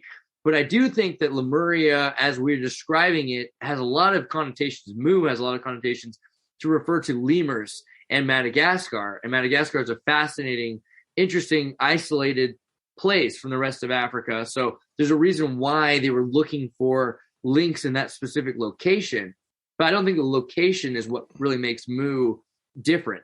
What it is when this comes back to the ideological differences between Tartaria and Atlantis, Atlanticism believes Atlantis was this pinnacle thing. It represents modernity, but back then. It's a different place where we're finding modernity. Whereas Tartarianism and Lemurianism have to do more with this idea of this civilization. Lemuria was a state to an extent, but it had an empire, the way it's described. Tartaria was a system of states that were like Atlantis and were autonomous. So you look at star forts and you say, this is an example of a perfect city. They have water, they have electricity, they have current to turn into electricity, they have resources to filter the water to make the minerals in the ground turn into food. This is clearly Atlantis. But then someone else will say, hey, screw you, this is Atlantis. I found Mauritania. And then someone says, hey, that looks just like Atlantis, but I found an exactly identical looking ring structure around a star fort here in Spain. So when you start looking into the fact that there's a lot of them, that quickly debunks the Herodotus post-Hermetic belief that Atlantis was one place. Unless you go as far as to Tartarianize Lemuria and say, well, yeah, they were all part of this empire that spread everywhere. Do you think in all the religions, how they talk about the great battle in heaven, that was maybe the battle between the Lemurians and the Atlanteans? I mean, it'd be really logical to say that the battles in the prehistory made up the idea of the battles of the gods for two reasons. One, because it then says that the past was greater than now. And two, because it says that it's more reasonable, it's more approachable, it's more humanist. The problem with that being that in about 10 minutes, you're going to see literally dudes with dog heads because they're identified as dogs. So they got a adenoviral to change. And someone who thinks that they're Jesus and has decided to have a donkey head and get surgery. So we're not very far off from the post-humanist perspective of history. And when that comes, people will look at everything again and see it completely differently. And we're going to say, oh, well, actually, maybe they weren't humans. They're just like us. Maybe God isn't just like us. Maybe those Muslim folks saying that God is a mathematical, symmetrical concept of an arabesque are closer. And when we start to critically reanalyze, we might say, no, it's not aliens. It's not us. It's actually just the future messing with the past. And this idea that the Omega point is, which explains a lot about this idea of being underground in Tartaria, in Tartarus, the connections with hell, and this, bringing you underground and making you live forever and making you work. And then Hellenism, of course, because Hellenism is sunlight. It's God is the sun. And so, Asgard is Asgartha. Right? Yep. Yeah. Asgard is literally Agartha. And when you connect the Hyperborean Tehuli, and the stories of Tehuli, the Bach saga, in general, Tehuli is, important to cartographers. I mean, you start to realize it's Santa Claus. I just saw that movie recently, The Last of the Guardians or something like that. The Guardians. Yeah. Alec Baldwin as Santa Claus, this Russian Santa Claus with anti-Turkish tattoos. Because, by the way, women in Croatia, my family Croatian, the women used to wear tattoos to show they weren't Muslim to try to get the Turks not to rape them, right? Which is, that's one side of the, not that the world's all like that now, because, whatever. But have you seen the Guardians movie? Because Santa Claus has these naughty and nice Slavic style arabesque tattoos on him. And he's trying to convince Jack Frost that the only way he'll be immortal is if he's remembered by everyone. It's very Merlin story, I want to show you guys this. This is the old sewer system of the Roman Empire. Are you allowed to put this on TV? I mean, this is not G-rated. I feel like This is simply a sewer system, sir, of an antiquated day. But where is that phallus pointing, young man? Northwest, North. Always north. Complete Polaris. Here we are. That's all I had. No, I That thought was literally the whole. That's Yeah. Roman for you, man. There's rats in there. With the whole flamenco that's why thing, I think the sewer systems of. Well, I lagged out there. My bad. I shouldn't downplay the importance of sexuality and magic and architecture. I mean, I'm sorry. Yeah. If you really, understand how weird architects are and how important feng shui is to business and why there's a piece of a bowl of water and a bowl of fire in a lot of really important Chinese edifices and structures, then you'll start to realize that, it's not even that these people are interested in spirituality, that they care. It's literally through marketing and advertisement that they've reached this point of caring about spirituality. Materialism leads back to spirituality because that's where the money's at. So they've found themselves building Cyclical. things. Yeah, but the obelisk is important. You can't pretend it's not. I have to also admit that the windmill and the cock, there's a reason why the windmill. The rooster and the windmill. The cock and the windmill. Yeah. Reality is weird. Man, how does that so- work? What's that about? The rooster and the windmill. Well, the windmill spins because it's recessive and it's the turbine. It's pulling the energy, which has to do with is there a better name for the Gamadian? Look up Gamadian, all right? So the Gamadian is that symbol that the Germans used wrong. You're not allowed to talk about. But if you the Gamadian, right? So the Gamadian is a photonic turbine that's used all the time. Yeah. The connections between the windmill and then the four directions and it's all. But then the cock represents masculinity. It's alchemical symbol. And it's also a dragon. It's related to the idea of the dinosaur or the pterosaur. T-Rex. Yeah, Back exactly. to T-Rex again. Every time. Back to I think- Tyrannosaurus. I'm glad we're doing that though, because so many people recently were like, "Hey, Jesus doesn't exist. Francis doesn't exist. Dragons, dinosaurs don't exist." Which saying dinosaurs don't exist is almost no offense, but it's almost as dumb as saying dragons don't exist. I mean, saying dragons don't exist is really dumb, but saying that dinosaurs don't exist is kind of just missing the point that we're rebranding poorly every generation, and that this new version is just less interesting, and that every reboot is poorer an iteration than the original story. And there were people that fought giant birds and lizards because birds are reptiles. Yeah, didn't Jesus ride backwards on a dinosaur into the... I remember it being a donkey, but I hope so. I hope it was a dinosaur. Yeah. Dinosaur. Man, so check this out. I have this theory, kind of this running theory that like you have these different You're cutting out. You've been cut off. They're suppressing you. Yeah. The old libraries. You froze. They fully suppressed everything. Am I frozen hard? You're gonna have to restart that whole thing. Dear sweet Lord. Okay, so imagine that back in the day when these beautiful, symbolic, architectural, Gothic or Gothic, beautiful structures were being built at a time of alchemy and understanding Hermeticism and everything, right? Well, these buildings are so exquisite. Wouldn't the entire layout of the city be exquisite, right? And if they were making all these buildings to line up with where the sun is going to be each moment of each day and where the full moon's going to lay and everything cosmologically connects to chakras. What if the cities were laid out as fucking bodies parts and there's 7 of these very important resonant architectural type of structures? And that's why I brought up the sewer as being the root chakra, which is the dick and balls.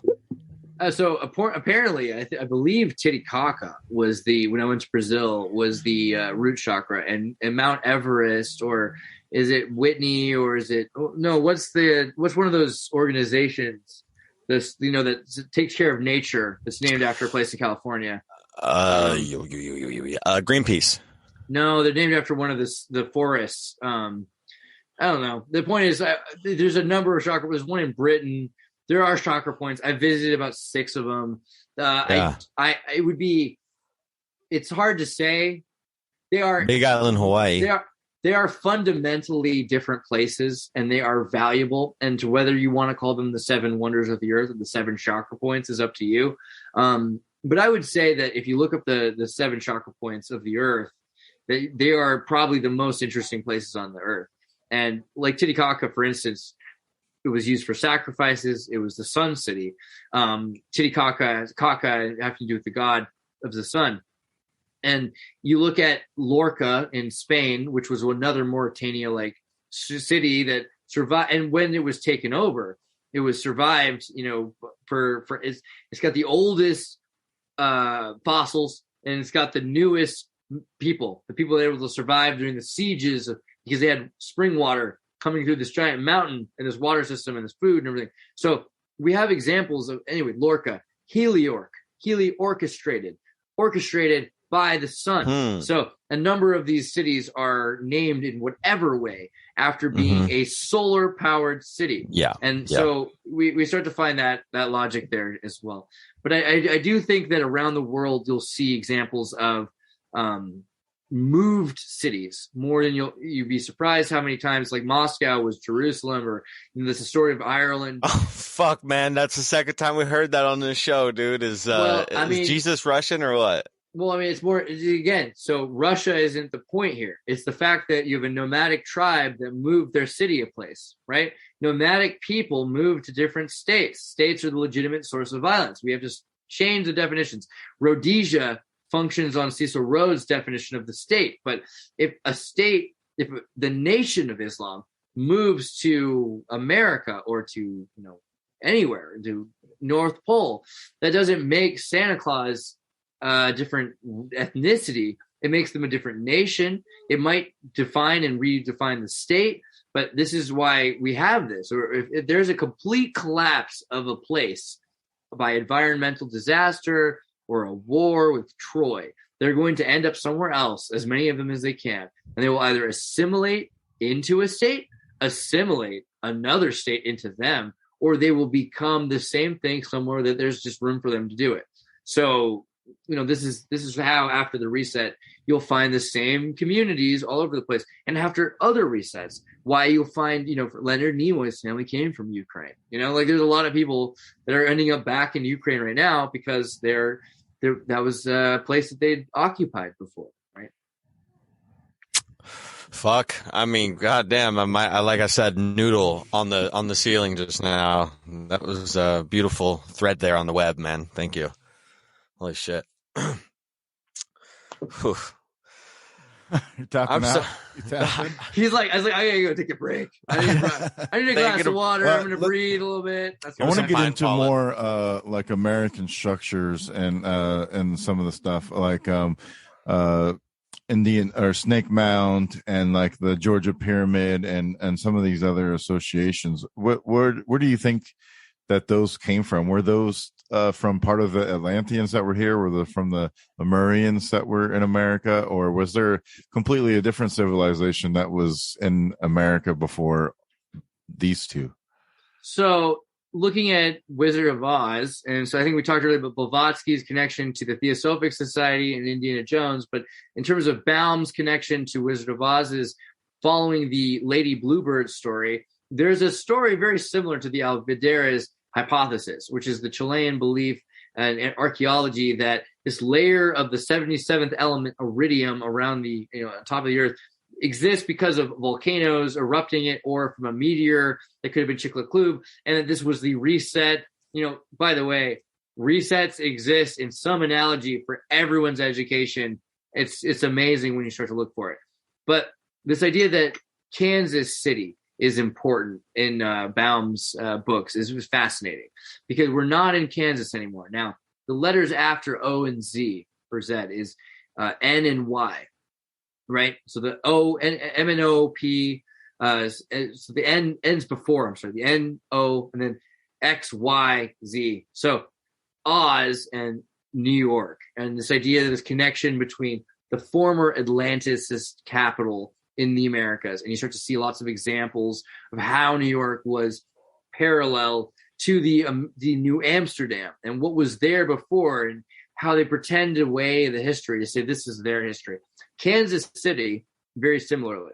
Across America, we say today that the Native Americans, again, didn't have wheels, that they lived, all of them, in these canvas pyramid teepees, that they didn't really know what they were doing.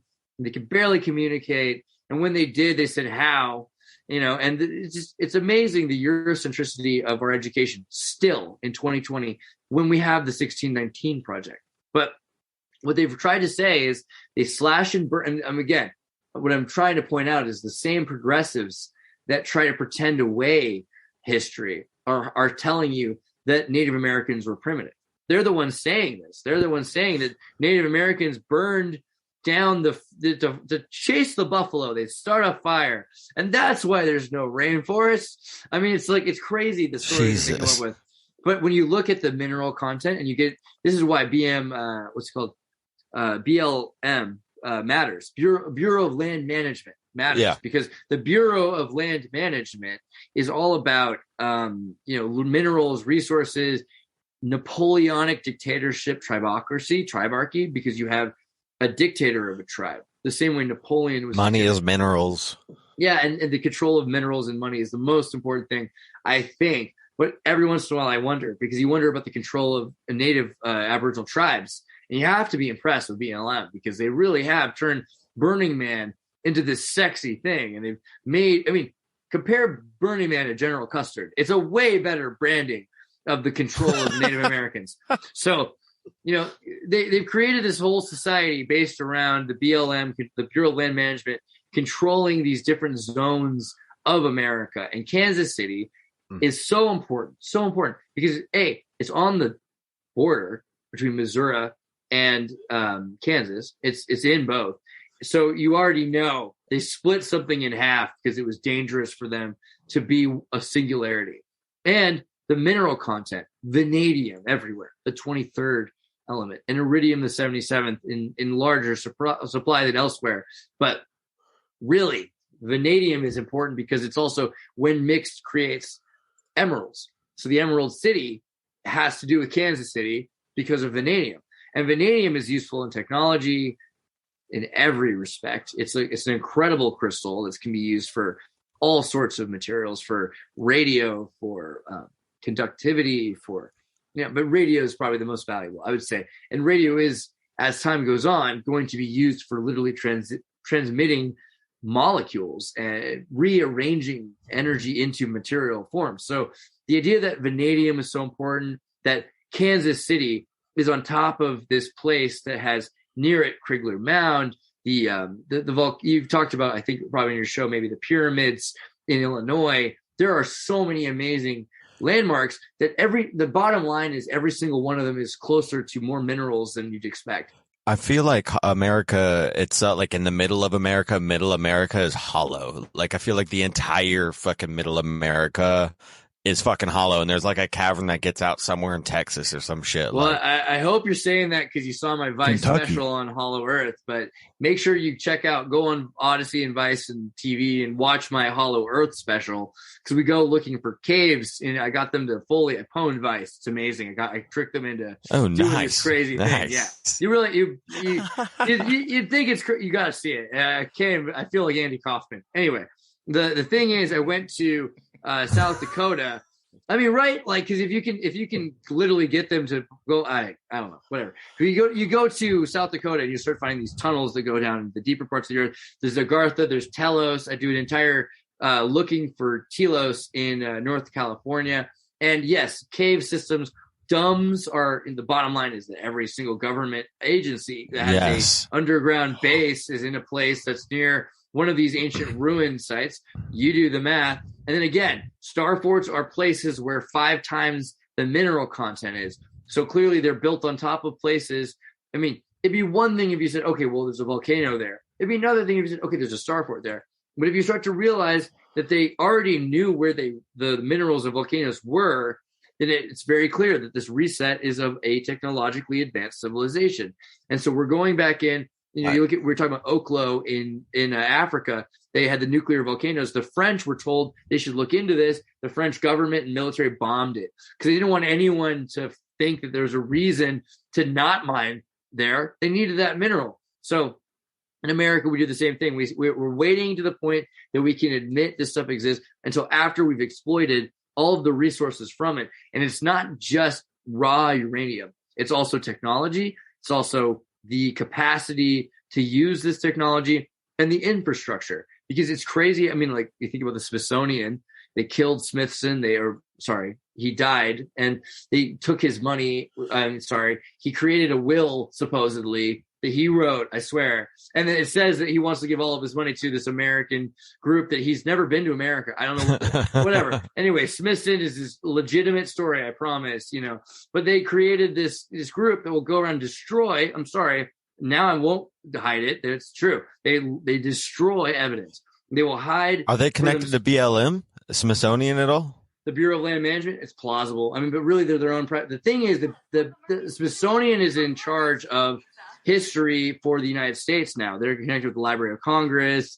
They've moved their way into importance. And also, when the COVID thing happened, it was a great excuse. I think one of the most important thing was the $1 billion they gave to the Smithsonian Foundation to keep the place closed while they continued to work on this museum of history. Now, you have to remember, in World War II, they were talking about genociding an entire group of people, and they were wondering what they were going to do afterwards. They were going to build a museum in the ghettos, right? So the Smithsonian, if you start to go in there and you imagine what it will be like in a transhumanist, post-humanist world, well, people that are no longer human will be able to observe what it was like to exist in the human sphere of modernity. You won't be able to see history from the perspective of the actual individual, but you'll be able to see history through the eyes of modernity. So there's probably nothing more dangerous that I can think of in this world. Yeah, than the at all. Smithsonian. Yeah. That's, obviously the evolution into tech is inevitable unless we were to hit, okay, let me just ask you, this is random as fuck, but,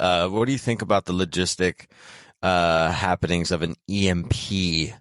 Do you think that would be a similar, cause you have these generational, concepts of the mud flood over time was okay, one was water that was handed down from some sort of god or magnetic type of energy. And the Anunnaki have a treaty saying that they're not allowed to use water when they destroy us. Next time they have to use fire.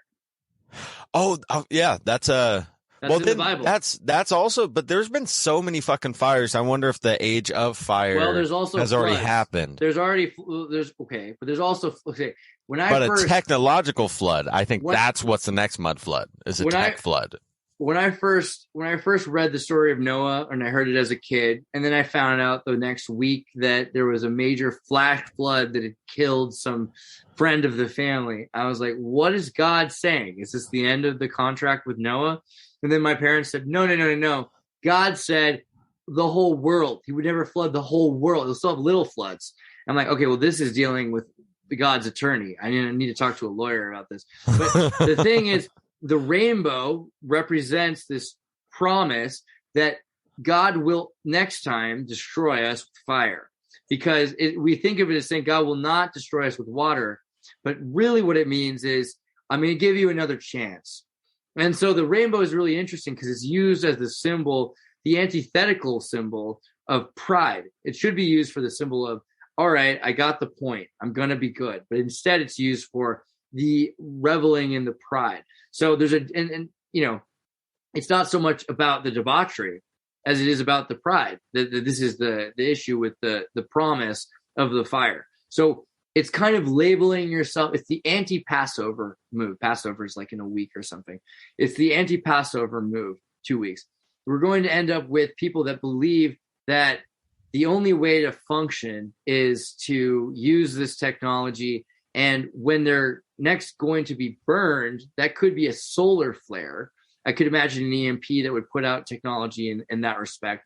But I tend to imagine it as far more brutal. I think there will be a similar circumstance where certain people will have to go underground or live in, most people will probably be destroyed in a fire-like scenario like that. And we're constantly promising the next meteor to come, volcano to erupt. There's always, I live in Mendocino, man. This is this is the motherfucking fire capital. Like, Right. These hills, man. I used to go to a lot nuts of around here. underground raves there. I recall. Speaking Skunk of train, baby. underground, let's talk about Subterranean Realms.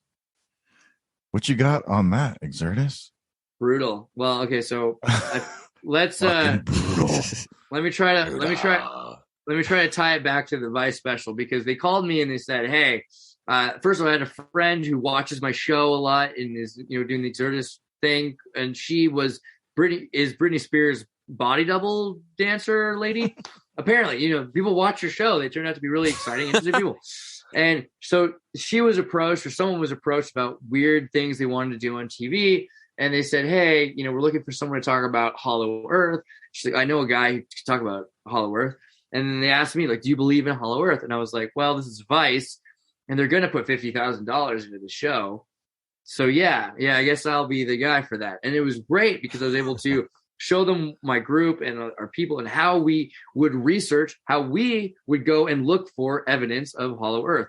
And at the same time, they were clearly trying to make us look silly. But I think we won. I think we did a pretty good job showing how to be critical, how to be open-minded, how to be skeptical of both the official narrative and of, plausible, interesting things. But the main thing remains that Vice asked me to do a thing on Hollow Earth. And so it makes me think that they want to talk about Hollow Earth. I mean, it's right after Godzilla and these movies are coming out talking about these subterranean. And I'm thinking to myself, okay, well, Godzilla is a little weird, but at the same time, this idea of reptilians, Georgosaurus, we're talking about. You read Beowulf. Beowulf refers to a dragon who's Angelina Jolie in the movie, and it's a reptilian beauty who's cogent and very similar to a human, cognizant in the same ways, anthropomorphic in the same ways, but reptilian in the David Icke sense. So if Beowulf is doing this and they're talking about caves, you start down the rabbit hole, as we said. More and more there are examples of extremophiles everyone's hinting at. There's tardigrades. There's these sea snails. They're calling dragon sea snails. I forget the volcanic sea snails. They can live at 300 degrees centigrade and are living in sulfur. Holy shit. So I've never heard of that. Yeah, you got to see it. They literally look like something out of that. What are they called again? I'm looking this shit up. Look at volcanic sea snails, or I think that's right. Extremophile sea snails. I think volcanic sea snail will get you. Let me see. Volcanic sea snails. Volcanic snails. Maybe that's what I'm looking for. Yeah, the volcanic. Okay, here, I'm going to send you the link to it because the word is complicated. It's the Chrysomalian squamiferum. In fact, can I screen share? Is that a plausibility? You can do it. All right, I'm gonna show you something real quick. Y'all seen this before? Whoa! Do you ever watch Alien versus Predator? You know what I mean? Like this is like literally this thing can live at 300 degrees centigrade, probably more. It's got metals in its body, and it's awesome. It's the coolest gastropod I've never eaten. So I'm gonna say you got to look into the sea snails, but there's so many examples of these extremophiles, something that loves extreme conditions, extremophiles. So something that lives at 300 degrees centigrade exists. BBC, as soon as I said I was going to do this, and NPR and a couple other channels started saying, we found evidence and it's irrefutable. So all you normies, to stop beating up your family over this, we're going to have a concession on this one, that there really are seas underground. There's an ocean underground bigger than all the 7 seas combined. And there's a freshwater sea beyond the ocean, because that's kind of one of the main differences, even though it's not fully accurate. You might go deeper into, excuse the pun, the definition of an ocean to find that there are literally waves, currents, all kinds of life. Why are we so obsessed with drilling into Antarctica's ocean?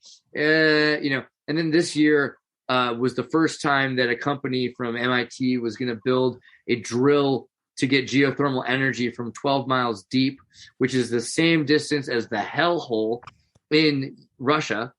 Might be Ukraine, or no, it's in Siberia. Please, at some point, I did on Adam. Is that where Parsons and Elrond went to do their worship over at the That was The hellhole? I thought it was Scotland. I could be wrong. Is that not Scotland? Did they go to Russia for that? I thought can't he went. remember. I just thought that was a name.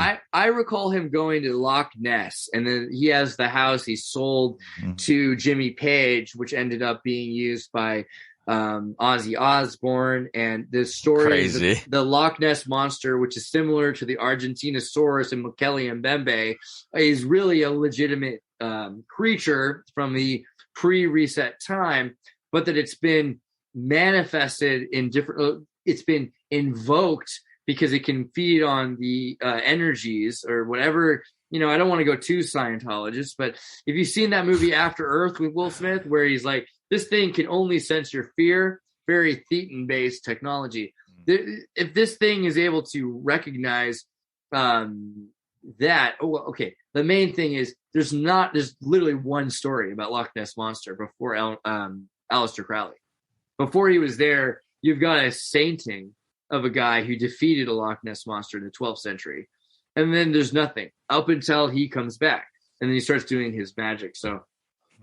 But this was not about Loch Ness. This was about Russia. Okay, the hellhole. So I did a show for Adam Krigler, or on Adam Krigler's show recently, and he recorded it, but you can find this yourself at some point. Look up the Russian 12-mile deep hole, because it's the hellhole. And the sounds it makes are screams that literally sound like you're in hell. There's no better description. I don't know how else you could describe it. It's just screaming, horrifying sound. And they dug this hole for 30 years, and then they built a little lid over it because they were like, we're sorry, at the collapse of the Soviet Union. Now, if that's not ominous, I don't know what is, but it's the same depth of the Mariana Trench. So it's the Soviet equivalent, but they drilled down instead of going in the ocean to do it. If you look at the Marianas Trench, you'll also find very strange kinds of life that exist that are able to deal with pressures, don't have bone structures, produce certain kinds of molecules that will expand and collect. They're smaller kinds of molecules, different kinds of metals than iron that can hold on to the oxygen better. So we know the world is full of wild, bizarre, crazy things. It's just becoming more and more clear, but we're worried more about the Godzilla aspect. Is Godzilla living in Asgard? Are there Telosian citizens with these gold towers? I mean, the stories of Telos are, and the same with Agartha, that the gold you find around those areas are from the explosions from that civilization, and that California is covered in the top of the civilization shattered everywhere, and the bottom of the civilization continued underground. My experience after going, I fuck with that.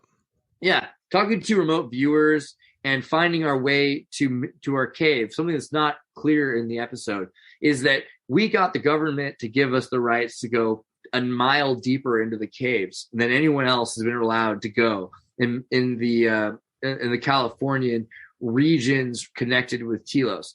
The problem, that's tight. That's awesome. The problem being that we got a remote viewer as well, and she did the remote viewing, and pretty sure while she's doing it, she's like, "Oh, they're not happy with the fact that we're coming." And then there was this giant fire, the California fire last year, the biggest fire that we've had. And now they're saying people aren't ever allowed back, probably, to that location of the national forest that we were going to. So, how many dumbs are in national forest? Like, is our national forest just like homes of like secret things, or what? Okay, so one of the craziest things I think about national forests is they weren't created by environmentalists, but by pragmatic realists who were interacting with fairies. And so the fairy treaties were created. The fairy treaties were created in order to stop the complete destruction of the entire civilization of man. And so they realized at a certain point they had to not mess with these certain areas. And this is something that Shakespeare talks about, turning their bodies sideways, they couldn't be seen. But eventually, when we started to encroach upon their lands, they said, okay, well, you can have these areas. We don't even care. But you're going to stay out of these microbiomes. And these microbiomes have become the most important thing for, in general, life has to thrive there. You have to imagine a completely atheist world that doesn't believe in magic, doesn't care about Ferngully. In 100 years, where is the medicine going to come from? Where are the mushrooms going to come from? How much trust do you really have in synthetic, human-based technology? Is it None. better? Is it better than technology yet? Will it ever be? I mean, I'm sorry. When I said that, that was so Freudian. Was it better than nature? Because to me, nature is technology. It's just the best kind of technology. It's the kind of technology you live and die by, you know? And so humans don't quite get it yet. That's the... Yeah. Tech is stemmed from nature. I mean, like, that's what I have like this like thing. We have like, you know, the consciousness cosmos, which is the same as, you know, our mind and consciousness is as vast as the cosmos are, because you can't see an edge to your mind, right? You can't see an edge to the universe, but you also can't see an edge to the internet. And so it's like the human creation of the cosmos and the consciousness, but we are just emanating what we know from nature, corresponding and reacting with our consciousness. And so it's like, it's fucking crazy. And that's why I was like, damn, we're crawling into, like, you remember Roger Rabbit and those like black hole things you throw on there? It's like, that's my favorite. My favorite plot device in the whole world is that I know. that I black want one hole. so bad, dude. I fucking want one, man. Yeah, I don't know, man. We're fucked, man. Elon Musk. I got kicked off of Instagram for trolling on. I called Elon Musk a hoe like a bunch of times, and then they're just like, "You're banned." I was like, "You sons of bitches." That's a really weird reason to get banned. But yeah, so that's, you know, earlier tonight, right before this, I just did my show with Heshi Tischler, who's running for New York's City Council, whatever, Brooklyn, and you know, the main questions that would keep coming up about censorship, right? And so the Open Network Foundation, I think we mentioned at the beginning, I'm trying to do this thing with Tim Poole and Ian Crossland to try to build this alternative to Google and Facebook.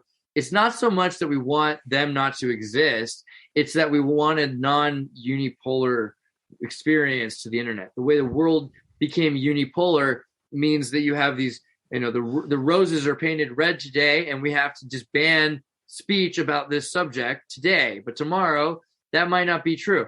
It's so much better to be able to say, well, at least in this sphere, I'm allowed to get that message out. So it might be isolated from the Western Hemisphere or the Eastern Hemisphere, but the North or South Hemisphere are able to continue to proliferate that idea and continue to thrive. Multipolarism is the main concern today with technology. And I don't think we're in a situation where we can't say these things, that we can't make a difference. It's not that we're even trapped by the paradigms they're telling us that we have. It's just that we need to be able to know and be able to let go of what we believe, right? We need to know what we believe. Why do we believe it? And we have to be able to let go of that for certain moments. Yeah.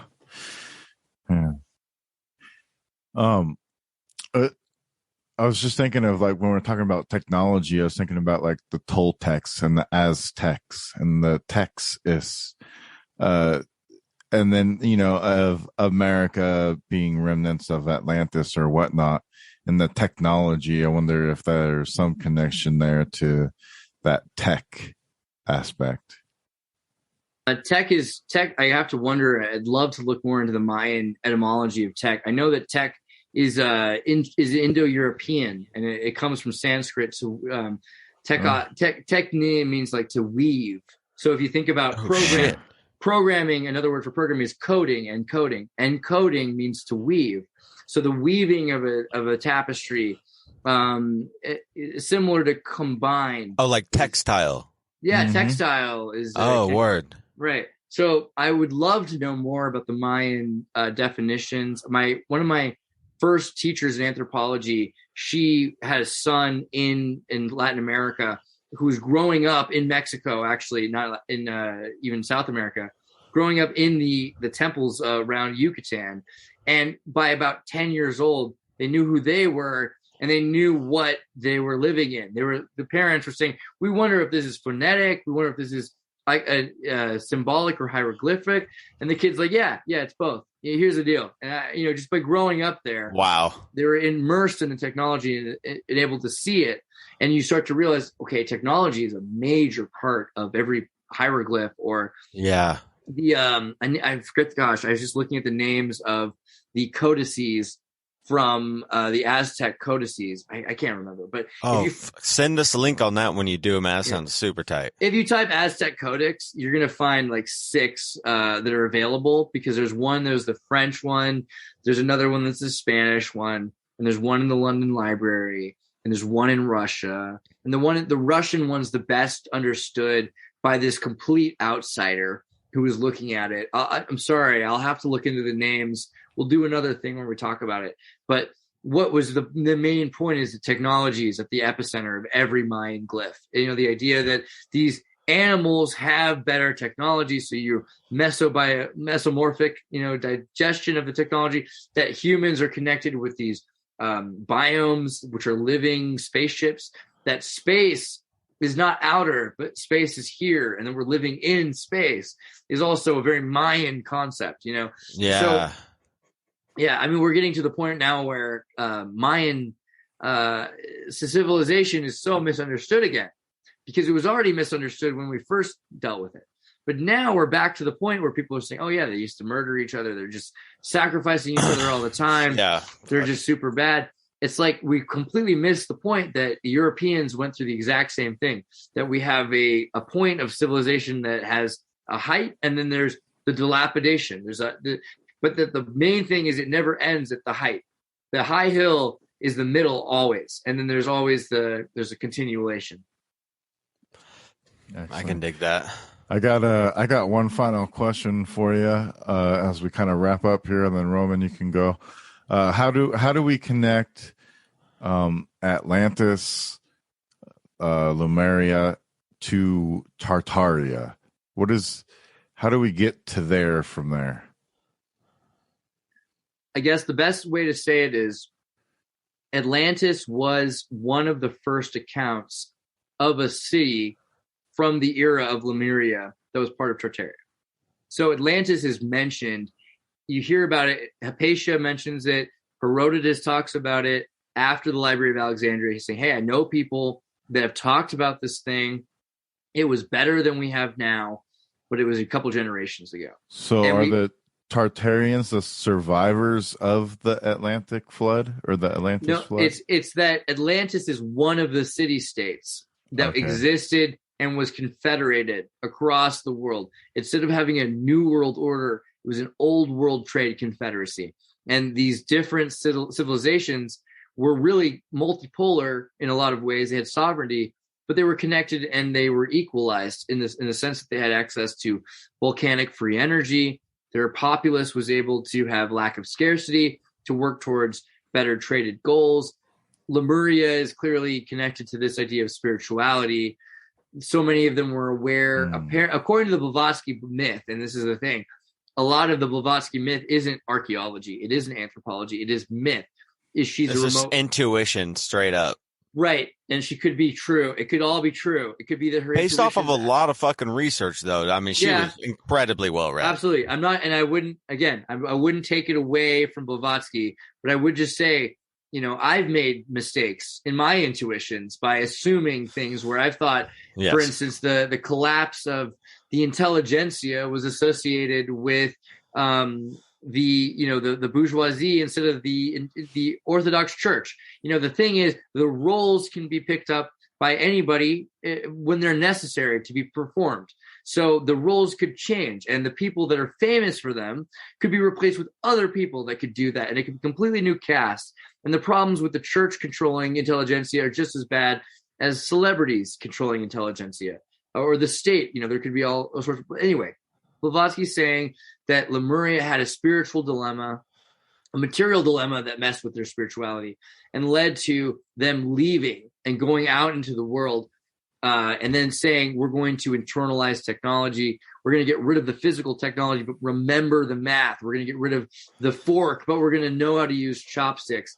This kind of thinking is, it could be a little occult at its core, right? It's occult at its core, but it's also true. It's a difficult thing to argue against. I mean, clearly that's what happened. Like, there are groups of people that win everywhere, and imagine if Apple had shattered, and you've got the dudes who program the software go to one island, and the dudes who built the hardware go to the other island. And so they literally are for generations unable to interact with each other. And one says, this is so important, even if you don't understand why, you're going to sing about it and memorize it. And then, in 1,000 years, they end up meeting on the other side of the world and say, wow, isn't it great that your technology and your civilization and my technology, my civilization just perfectly make the whole thing holistic? Isn't that just great? Isn't that gravy? But yeah, so there is some truth to the Lemurian idea of internalized technology, of a mass exodus. You got to have the Holy Trinity, right? Yeah. But I am of creation, existence, destruction, and the Trimurti. You have to the Trimurti. But the other thing, the Trinity has been defeminized. It's been masculated. By masculating it, it's been emasculated because there's no femininity to make the masculine relevant. So you have to rebalance the Trinity and the quadrinity. What's called the quadrinity process. The Catholics are all about the quadrinity process. Cake has that great album, Prolonging the Magic, where you have the devil's chair pulled away from the Trinity. The quadrinity is important as well to this entire understanding. The Freemasons and the Grand Arch Royal Freemasonry and D are all obsessed with 4 because there's the dynamic. Yeah. But I just want to say I agree with the idea that Lemuria has expanded around the world and brought that technology in whatever factor to Malta, to Peru, to Baalbek, to Persia, etc.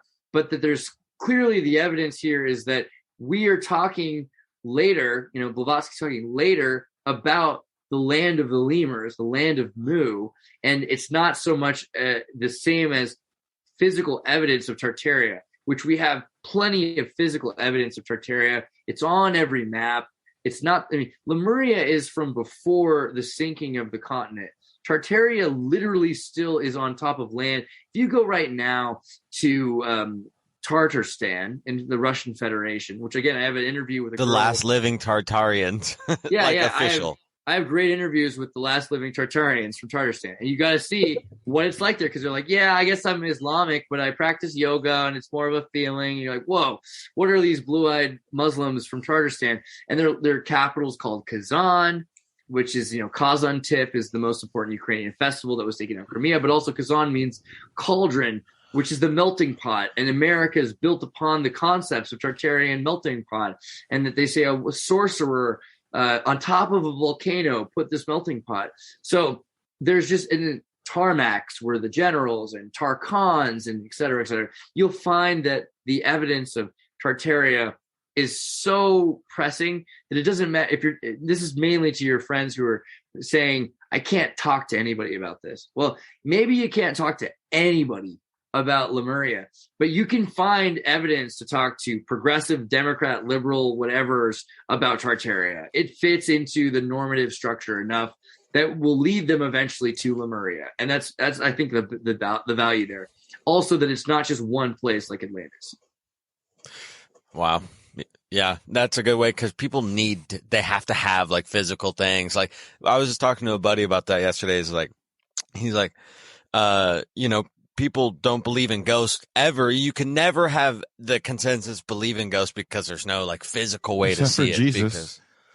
He's the Holy Ghost. What I find weird also is that a lot of my atheist friends and a lot of my friends who are, like conspiratorially a little bit more agnostic, let's say, people that don't just buy into the truth right away or don't buy into the lie right away either. Cynics.